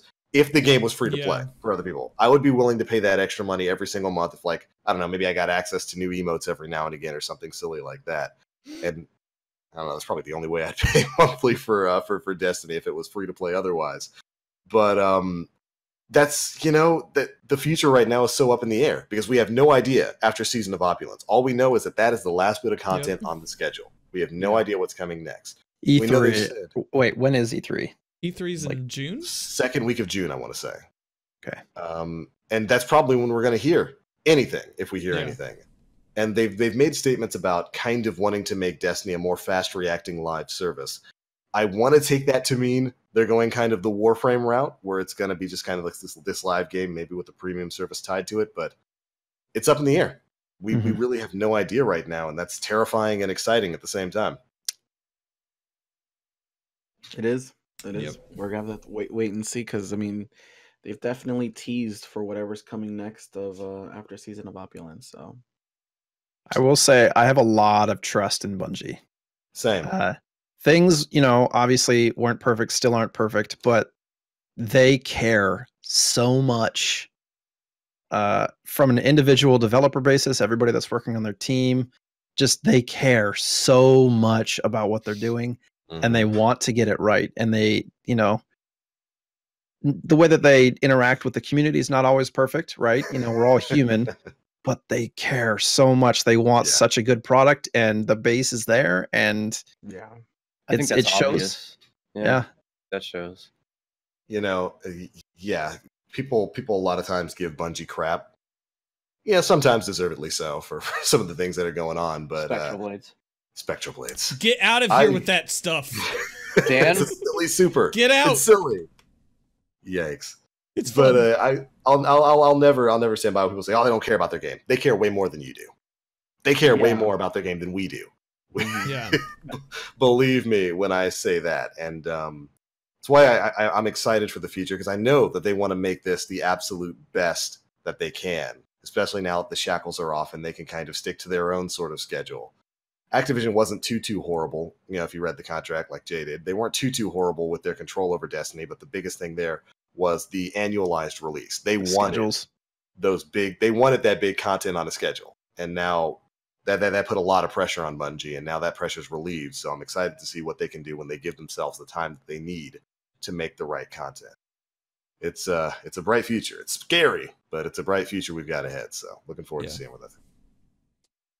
Are we ready to move on to some questions, Dan? I think so. And for time, I think we should only do like a handful of them. Okay. Can I start? Can I Yes. do a question? Because we've got an awesome guest here who plays video games for people to watch. So I love to get into their head a little bit. So Mr. JSniperton, two-parter. Where did the name come from? And what was really the first gaming experience that kind of got you into this medium? Got me into what? Like, what was your first big gaming experience? Okay. So the name, I've had it for 13 or so years now. It's really not that interesting of a story. I was living with my buddy JSniperton, who is a middle school, high school. He's like my brother, basically. I did drum corps with him, and probably nobody here knows what that is, but maybe one or two people. I know what it is. And drumline and and so Cool. yeah. I lived with him for a year when he was going to Pacific Lutheran University up in Tacoma, PLU, and we were playing on the 360. And he's just like, hey, we should do like a little clan thing for all of our friends. I'm going to be JSniperton. You'll be JSniperton. You're going to be DSniperton, ASniperton, iSniperton. It was just like our close friends. And they mostly they were like Halo 1's like amateur pros. They would go to like local competitions and sweep the floor with everybody. This is when Halo 3 was coming out. They were still playing Halo 1 in tournaments and stuff. So they knew like they could throw a sticky up at the snipers and have it bounce off the wall and land in their hand. Like they knew all the timers. Like they knew everything about that game. So that's where that name came from. I was not the first one that had the name, so I'm kind of a poser. And the first gaming experiences that I remember, I mean, I grew up with the NES. So the NES came out in 1980. I was born in 85. So my brother was 5 years older. And he was playing that in NES, and I had an older brother, and so I was the annoying younger brother who always wanted to play with him, and he never wanted me to play with him. So, but I think my system, and I consider it my system because it was the first console that my parents bought for me, was the SNES. I remember going down the stairs in 92 or whenever it was released and seeing it on the fireplace. Like that was the gift that Santa brought me, and that was my system. And it's still like, I'm a retro game collector. My most pride goes into my SNES stuff, and there's still so many games I haven't played that I probably will maybe play eventually. Yeah. But man, that it still holds up. That system holds up better than 64's PlayStation and like a lot of the systems that came after it. It holds up so well. Okay, so what's your favorite SNES game? Favorite, probably, I haven't played as many as I would have liked, but Super Mario RPG. This man. And the reason is because it changed my opinion on RPGs. My brother used to play like Dragon Warrior and Final Fantasy and stuff, and I would watch that and be like, I don't really want to play that. Mm-hmm. And then Super Mario RPG came out, and it was like this approachable, fun-loving, light RPG that you didn't have to be like a hardcore RPG fan to like that game. So it really got me into the genre. And so then I started getting into more RPGs and really enjoy the turn-based stuff a lot. But yeah, that's probably my top that I would say. Yo, excellent choice. Super Mario RPG. I think that was developed by Square in partnership with Nintendo. Probably one of my favorites of the classics. So good. Final Fantasy 3 is my favorite game of all time. Yeah. Ever. I haven't played that. Ever. They redid that on the DS, right? That was the one they did. They redid it on the DS. I think it's out for some other collections package you can get for PC now too. You can get it everywhere now, yeah. Yeah. Favorite game ever. Good stuff. Nice. Super NES, my man. I dig it. All right, Dan, we got some other questions? All right, yes, we do. So it looks here. Demon Fox 5132 asks, so if they did bring back Gallarhorn, do you think it would be nerfed or pre-nerfed or before the nerfed? Original or after the patch to Wolf Pack rounds? Yeah. Well, based on how they've been handling stuff, it'll be original. Because you think about the way they've brought back everything, it's been towards their original glory. Which has surprised me. Yeah. Whisper, Last Word is probably closer to the original than the nerf. Mm-hmm. Thunderlord was better than the original. Yeah. You know, a lot of that stuff. Chaperone, I don't know, people. About If the that was same. ever nerfed. It's about the same. I don't Um, think it ever got a nerf, but it performs pretty damn well in Destiny 2. it Oh just my got a God. damage buff. It's ridiculous now. The damage It's you the put out with go-to for Chaperone is comp. crazy. You'll match a Talk team about of 4 Spectral snipers. Blades. They're gonna run. They're gonna run Chaperone. Shappy. Yeah. What about like Queensbreaker, Lord of Wolves, all that stuff? I mean, we know Lord of Wolves is OP Well, right now, but Queen, Yeah. Queenbreakers was the beneficiary of a 2,000% increase in hitbox and aim assist. So, It was oopsie literally daisy. just as crazy as it was in D1. I love it. It was beautiful. but there's nothing else in D2 that has wolf pack rounds, is there? No, So it would there's- be its own. that's the big question there, because not only is there nothing else that has something like Wolfpack rounds, we forget Gjallarhorn also had proximity debt, didn't it? Mm-hmm. Proximity Yeah, that is what transit turned into and the tracking. Wolfpack rounds, I thought, right? Yeah, and there's really nothing else in Destiny 2. There's no rocket that even comes close to something like that. So it would be a huge aberration if they Oh, were to bring God. it into Destiny 2 Can't really use it on Riven. I can't imagine because the wolf packs would track to the eyes, I would think. Yep. and ruin your run. Rest Or in make it that much more fun. yeah, or make it that much more fun. So who's got Gjallarhorn on? Not me. 13-year-old clearly has Gjallarhorn on. I mean, I would love it, but who knows? With the way rockets are kind of treated in Destiny 2 right now, they did just get a massive damage buff, but still, rockets in PvP.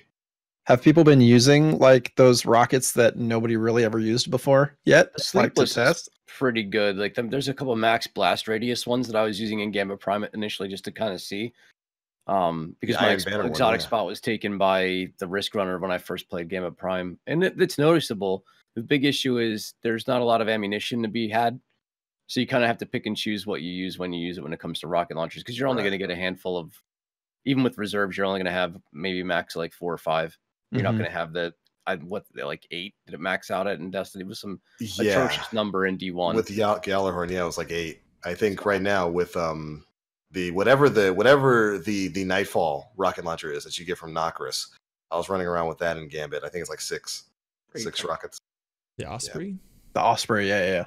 The Osprey. So I mean, shoot, they could bring back a pre-nerf Galley. Would it be heretical for me to say that I would prefer Truth? Can we Before the truth? nerf. Only Free if it's nerd- the one that goes around the country, like around the Tripod, planet. yeah, tripod like crazy tracking Truth. Here's the question with Gjallarhorn. Would they be able to keep 2 shots in it? Because there's no other rocket launcher in Destiny 2 that has more than 1 shot in it, right? Yeah, unless you count, the twin-tailed fox, but I don't know if that really Well, counts. It's still one shot. One trigger pull, yeah. Yeah. Rockets need a buff. They need another buff. Rockets need a buff. I want rockets to be They as good as changed they were a lot in of the D1. end game fights to the point where rockets wouldn't all necessarily be beneficial to them. You Yeah, know, so agreed. like it's not like D1 where you're just nuking. With Riven, you can't just. I shouldn't say you can't, but you have to kind of be careful on how you nuke Riven because you're going to hit the wrong thing depending on what you're Pop using. an eye. Yeah. Yeah. Yeah. Bring it back. That's just whatever. Rocket, cool. Gjallarhorn, not going to be what it was in even if it did come back in all of its glory. I don't think it would ever be what it was because we found so many other ways to just destroy stuff. I mean, we're out There's a here lot of using Rat things. Kings to take down Riven. So like, Right? what else There's are a we lot going of to? things for damage, yeah. Would it fit into the story and the lore? Gjallarhorn. Shoot, remember what they did in Rise of Iron where you had that quest where you built it? Yeah. That was freaking That cool. was cool. Yeah, it was cool. That was Iron Gallon. freaking cool. Guess what? You got to build it again. Okay, hand it over. I'll be mad if it comes back as an April Fool's Day debate because it's in the database right now. We all saw it. Bungie. It's in the database, and I'm scared that it's going to be a debate, and it's going to make me sad. I would laugh. I'm kind of sinister that way. I like to see people get triggered at stuff like that. That's why I run Tether and Crucible. Oh, you're a scumbag. Oh, I'm a huge scumbag. You have no idea. I also run Tractor Cannon. It's funny Well, when that's you fine. use it and it sucks when others are using it. One of those things, yeah. For all these Spectral Blades out here who just swipe through it, Look, man, not even there. I'm back flipping to You know, victory. nothing you say Back is going to flipping to Spectrals right now. victory, my Nothing. sir. Nothing It you is say glory. It is I love wonderful. I love that this is the first time that neither of us warlocks here at TBR are in this conversation. It's just both of those hunters just arguing. Yeah, I'm a warlock.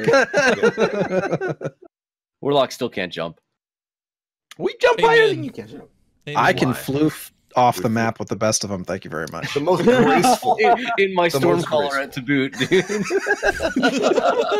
if you ever on PC with the Dawnblade on bottom tree and you accidentally just it goes so fast. You're like, no, come back. There's no coming back from that. It's a straight line off. Oh my god. You might as well just own it and just dive bomb off at that point instead of trying to save it. Like me, I try to save it. I'm out here ionic blinking trying to get back. I can make it. I can make it. Rest in peace. It's like when you're falling on ice skates and you try to save it, and all you do is make yourself look even more foolish because you're doing a crazy dance on the way down. Just, Yeah, that's exactly Yeah. how I The me with a Luigi. block. oh yes. Let's go. Straight up dash attack. I love it. Sir Pinchus asks, if you had to speculate, why do you think Bungie hasn't brought the D2 Year 1 armor forward with the new armor perk system? Time and resources. Time and resources. Because there's Glad- I can't think of any other argument. Yeah. Glad we got that cleared up.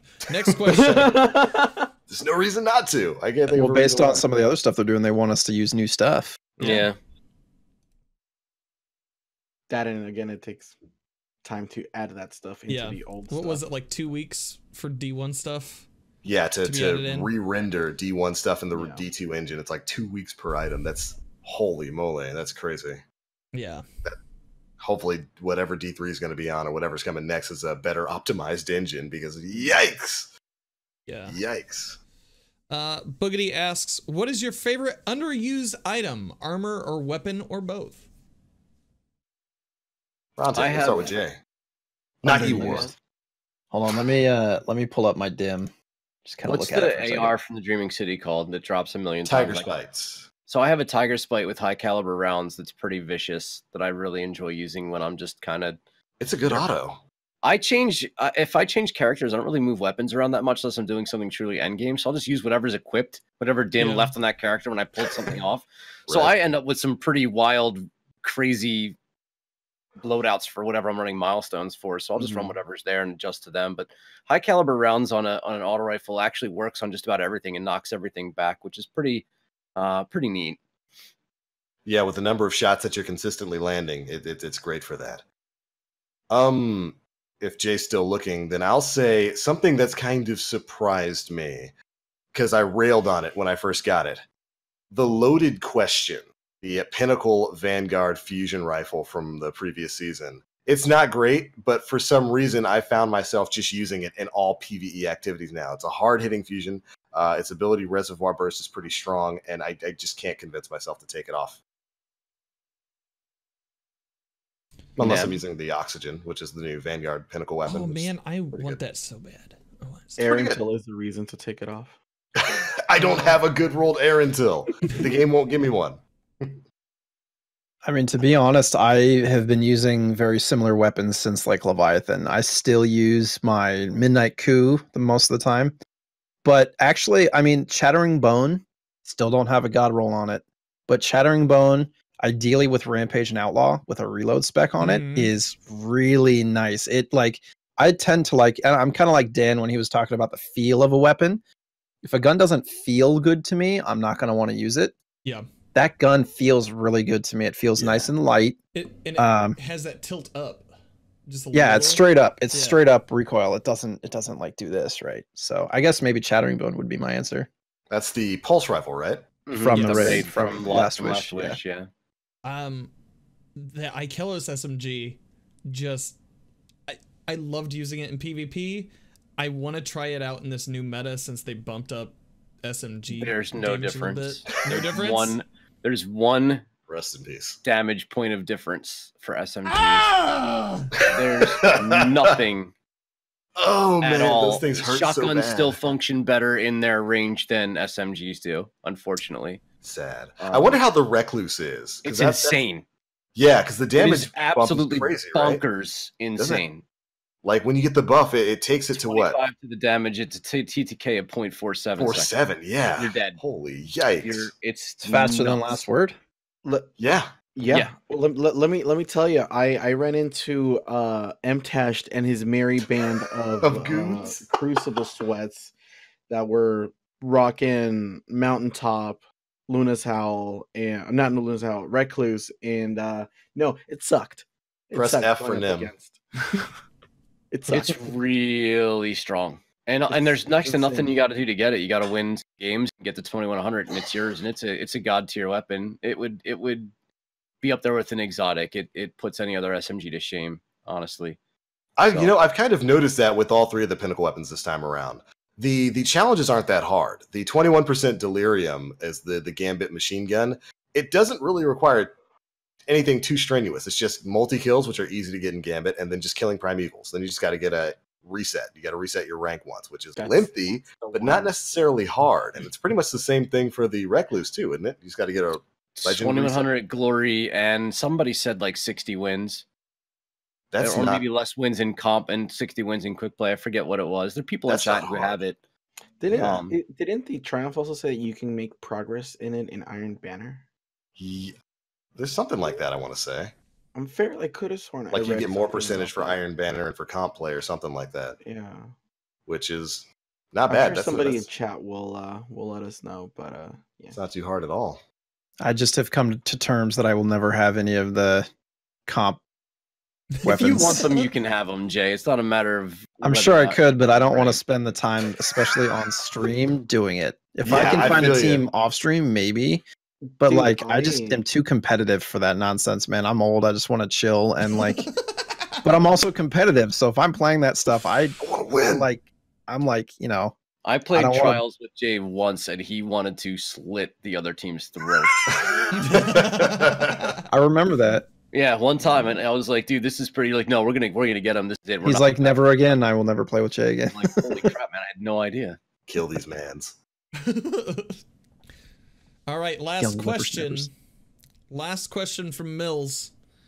Without Sony and Activision, will Bungie enter the crowded field of E3 or do their own publicity before or after E3? What do you mean without Sony? Don't they Sony's still not, have- well, yeah. I think just the fact that Sony's not going to be at E3. Yeah. Oh, do they still? Sorry, do they still have that contract with Sony? With the No, that was an No. Activision. That was an Yeah. Activision thing. oh, I didn't It was know that. Activision that had the contract with That's Sony. And Interesting. That was- Activision had partnered up with Sony and PlayStation for like their exclusive releases. That's why Call of Duty gets the content now A month first early. on PS4 Yeah. before Xbox gets it. So that was the tie in between the two. Yeah. And when it comes to the E3 announcements, for Sony, I get the feeling they're doing what Sony does and copying Nintendo. Like, rather than Yeah. having no presence at E3, what they're going to have is their own little presented show that'll just play as a live stream sort of thing like Nintendo Directs. That thing last year was kind of weird. Oh no! It was so good. They did something real weird. Like, It was such a convoluted mess last year, Yeah. dude. Yeah, live shows are cringe. Yeah. Those live shows at E3 have been cringe for the past 20-something Well, years. they did this weird thing where they moved in between like their stages and then they came back to like talking to panel, Yep. Yeah. which was fairly odd It was- the entire time. I think that this is one thing where Nintendo was really ahead of the curve because they pulled out of E3 doing a stage show years ago. Yeah. And they just do their Nintendo Directs. And I think that's been a fantastic choice for them because it takes away from the whole live crowd thing, but it allows them to make a quick, concise video showing off everything they want to show off without the cringy concert. Stop it, E3, without the cringy host trying to make jokes that nobody's laughing at. It's Reggie doing a Reggie bot thing where he blows up somebody, and we get to see a new Smash Brothers game. And I think that's Yeah. great, and I get the feeling that's probably what Sony's going to do. They'll just have their own little presented pre-recorded show thing. And if anything, Bungie stuff will just be shown off as part of that. Yeah. Bungie may still have a booth or something at E3, but I think with when you see like the larger developers move out of that space, you can start seeing more smaller indie. Smaller indie things. Now that Bungie is technically an indie, move into that space. But I mean, isn't E3 is less and less about like the reporting than it is like about it's a consumer show again, right? Like Yeah. As of a few years ago, yeah. yeah, They moved back towards that. I don't know, By like allowing the public. yeah, I would love to go at some point. Same. Pretty dope. And I think those kind of old school stage conferences are probably going to be sticking to like Bethesda. They have their show thing. Yeah. Activision will have its show floor thing.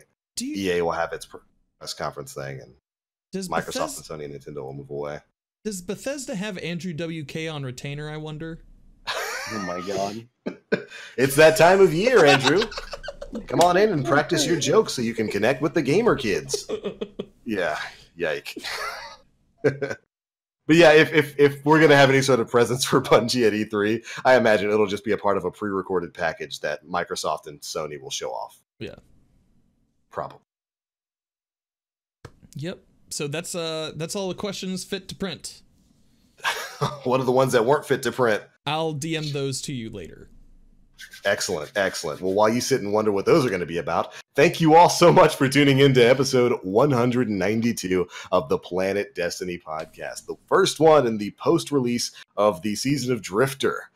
Ooh, a lot of stuff in there. We covered a lot of stuff. Next week, we're going to be covering a lot more because we'll have Invitation of the Nine. We'll have hopefully, we'll have our Thorns in tow, and Aura will just be a sweaty, nervous wreck sitting there because every time he closes his eyes, all he hears is the sound of ping, ping, ping, ping, ping, echoing. Actually, lately, all I hear is spectral blades. I'm gonna hear that super go off in my sleep tonight. I swear to God, I can smell him. He's invisible and he's coming for me. Everywhere. It's everywhere. I am curious what the balls are like on the Thorn, because you know the video that they showed with the little like balls kind of hanging around. Yeah, we actually know what those do now. Yeah. We know what those do now. They increase the power of the dot on the Thorn. They give it bonus damage. I missed that. Was that in the TWAB? The weapon's actually been data mined. It's in the database now, so you can actually la secrets. You brought it up. We already brought it up. I want to read it right now. But yeah, basically when you get kills with it, it powers up the dot. It's okay. Cool. Sweet. I'm ready for it. Among other things that you'll find out. Among other things. Truck nuts. Hopefully it's okay in PvE. Yeah. I want to, you know what we talked a bit earlier about them bringing back these other Destiny 1 exotics in a respectable form. Before we got the last word and Thunderlord, if you would have asked me, are they going to bring back Thorn? Is it going to be as good as it was? I'd say no, it's going to be trash like it was in Destiny 1 Year 2 and beyond. But who knows? It might come back in a usable form like it was in D1 Year 1. And it's probably not going to be 6 months from now. Yeah, 6 months from now, it'll no longer be worth anything like shotguns. But I can't wait. That is going to be the number one thing I'm looking forward to this coming week. I want my Thorn. Oh, big same. It's coming. It's coming, Aura. You can't hide from it for long. If we have to play PvP the whole time just to get it, I'm going to be a little sad. But I guess we'll have to wait and see on Tuesday. I'll recover your account, Jay. I'll get it. $20. $20 PayPal me. We'll do. We'll get you your Thorn. Bungie, please don't ban. Wow. But all right, everybody. Before we get out of here, first off, we want to say thank you very much to our guest tonight, JSniperton, for joining us. It's great having you here, man. Absolutely, my pleasure. Thanks for having me. Awesome. You were a fantastic guest. Fascinating stuff. And before we get out of here, I'm going to give you an opportunity to let everybody know where they can find you across the internet and what it is you do, man. So, floor is yours. Take it away. JSniperton everywhere. Twitter, Twitch, YouTube a little bit. I was trying to think of something funny to say, and I can't think of anything. So stick with that. Bring it home. He's got to bring it home. Thanks for having me on, and it was a lot of fun. And make sure you follow everybody else too, if you're from my community. Right on. So I'm assuming you're going to be streaming a lot of Destiny this week. Are you going to be trying to get Thorn on stream if it has PvP steps? Depends on how much. Yes, I really want it, but if it's like 3 days worth of PvP, I might have to trickle it in as opposed to just like completely getting it all at once. So if they drop it with like the same 500 void kills in PvP that it had back in year 1 of D1, where deaths subtract points, that might be an off-stream thing. That might be get like 20 points a stream kind of thing, and just kind of eventually get the Thorn. Yeah, I feel. But you if on everybody that one. says that it's super dope for PvP and PvE, I might do it a little bit harder. "Oh man, Oh, I my. cannot wait. I cannot wait." I can hear the salivating happening. That's Nim's dog. Don't worry about it. He's a dredgen. Nim's dog is actually a dredgen. He can't wait to get his hands on this gun. And you know what? It might take a day or so, like it did with the last word, before a lot of people can get their hands on it. But I am looking forward to the day when I just load into Crucible. I sit back, I wait a couple seconds, and all I hear is Thorn, Thorn, Thorn, Thorn, Thorn, Thorn, Thorn from 12 Guardians, just doing nothing but that. It's got to be glorious. I can't wait. But of course, Should be fun. yeah, it should be a really good time. I'm looking forward to the salt post on Reddit. Delicious. But of course, before we get out of here, we're also going to let you know where you can find the rest of us across the internet, starting with Mr. the grumpy looking aura dude down there in the corner, who's just thinking about spectral blades and thorns. It's what he dreams of every night. And it's because My name is Aura, and you can find me and my pitbull Layla at twitch.tv/Aura, on Twitter, twitter.com/evilarr3vil_aura. By the way, my air intel is void, so if it's void kills in Crucible, I'm going to have it before you do. Jville. There you That'll go. never. That was something else. Nobody else knows that story. No one else knows that. I don't know That's that story. later. I feel I'm like just- we're missing out on context here. Just Aura leaning in and just being like, I'm gonna have mine before you do. I'll have it. It's mine. Beautiful. Nim, if you can. Where you at, dog? He says Dan, do your Me? final teeth. Yeah. There you go. Hi. Dogs. Dredgen Nim is still going wild over there, like, Thorn, I gotta get it. Did Aura say he's gonna get it before me? No way. That guy sucks. I'm a Spectral Blades. I'm a Spectral Blades dog. Because they're gonna make me say bad things about dogs, and that's against everything I believe in. Layla, cover your ears. Hi, my name's Danfinity. I do PvE things here on this channel. Tomorrow, 4 p.m. to 8 p.m., I will be here on Planet Destiny doing raid helps. So if you need help on console, hi, I'm your dude. You can also find me twitch.tv/Danfinity 3 to 4 days a week, depending on my work schedule, and at Twitter and Instagram at DanFlannelty. Don't ask about it. Don't ask. Ask. Don't ask. Send him a tweet. Ask. Go follow him on Twitter and then ask him about it. DM him. He's obligated to tell you if you ask him. Yeah, DM me. Slide There in. you go. Slide. He likes feet No, pics. I'll send you a picture of my flannelty. Oh. It's big and When round. it comes and to warm. It's follows, a It's large. it's all the It's follows. large. Oh, he only rocks an XL flannelty, by the way, Yeah. everybody. Got to slide in to see it though. Slide into those DMs. That's a Patreon tier. Get to see Dan's flannelty. Beautiful. Nim, where you at, dog? Oh man. Twitter.com/nemplays, twitch.tv/nemplays, and this week you'll find me over on Planet Destiny. Where you at right now? If you're watching it live on Tuesday, going to be streaming at Resets, waiting for that thorn to come back. Waiting, and we're going to be doing the Allegiance quest as well, since that goes live too. So yeah, Almost forgot about that. have a good time. But all right, and of course, my name is The Black Link. You can find me pretty much everywhere on the internet, Twitch, Twitter, YouTube, all those places, all at The Black Link. This week, we'll be doing more streams of Destiny 2, getting our stuff done. Who knows, we might be a high enough power level to actually be able to farm Reckoning Tier 2, and who knows, maybe we'll get close to Reckoning Tier 3. Definitely going to be streaming the Thorn quest, just like we did for the last word. Got that done on stream. It was a ton of fun, so I'm looking forward to getting Thorn. You guys know it's my favorite exotic from Destiny 1, so I'm really happy to have it back. And then, of course, starting on the 12th, the Division 2 is coming out. We'll be streaming a lot of that over the course of the week, so make sure you're staying tuned. But all right, everybody, that is it for episode 192 of the Planet Destiny podcast. Thank you guys so much for tuning in, and we'll catch you all next week. Bye, everybody. Bye. Bye.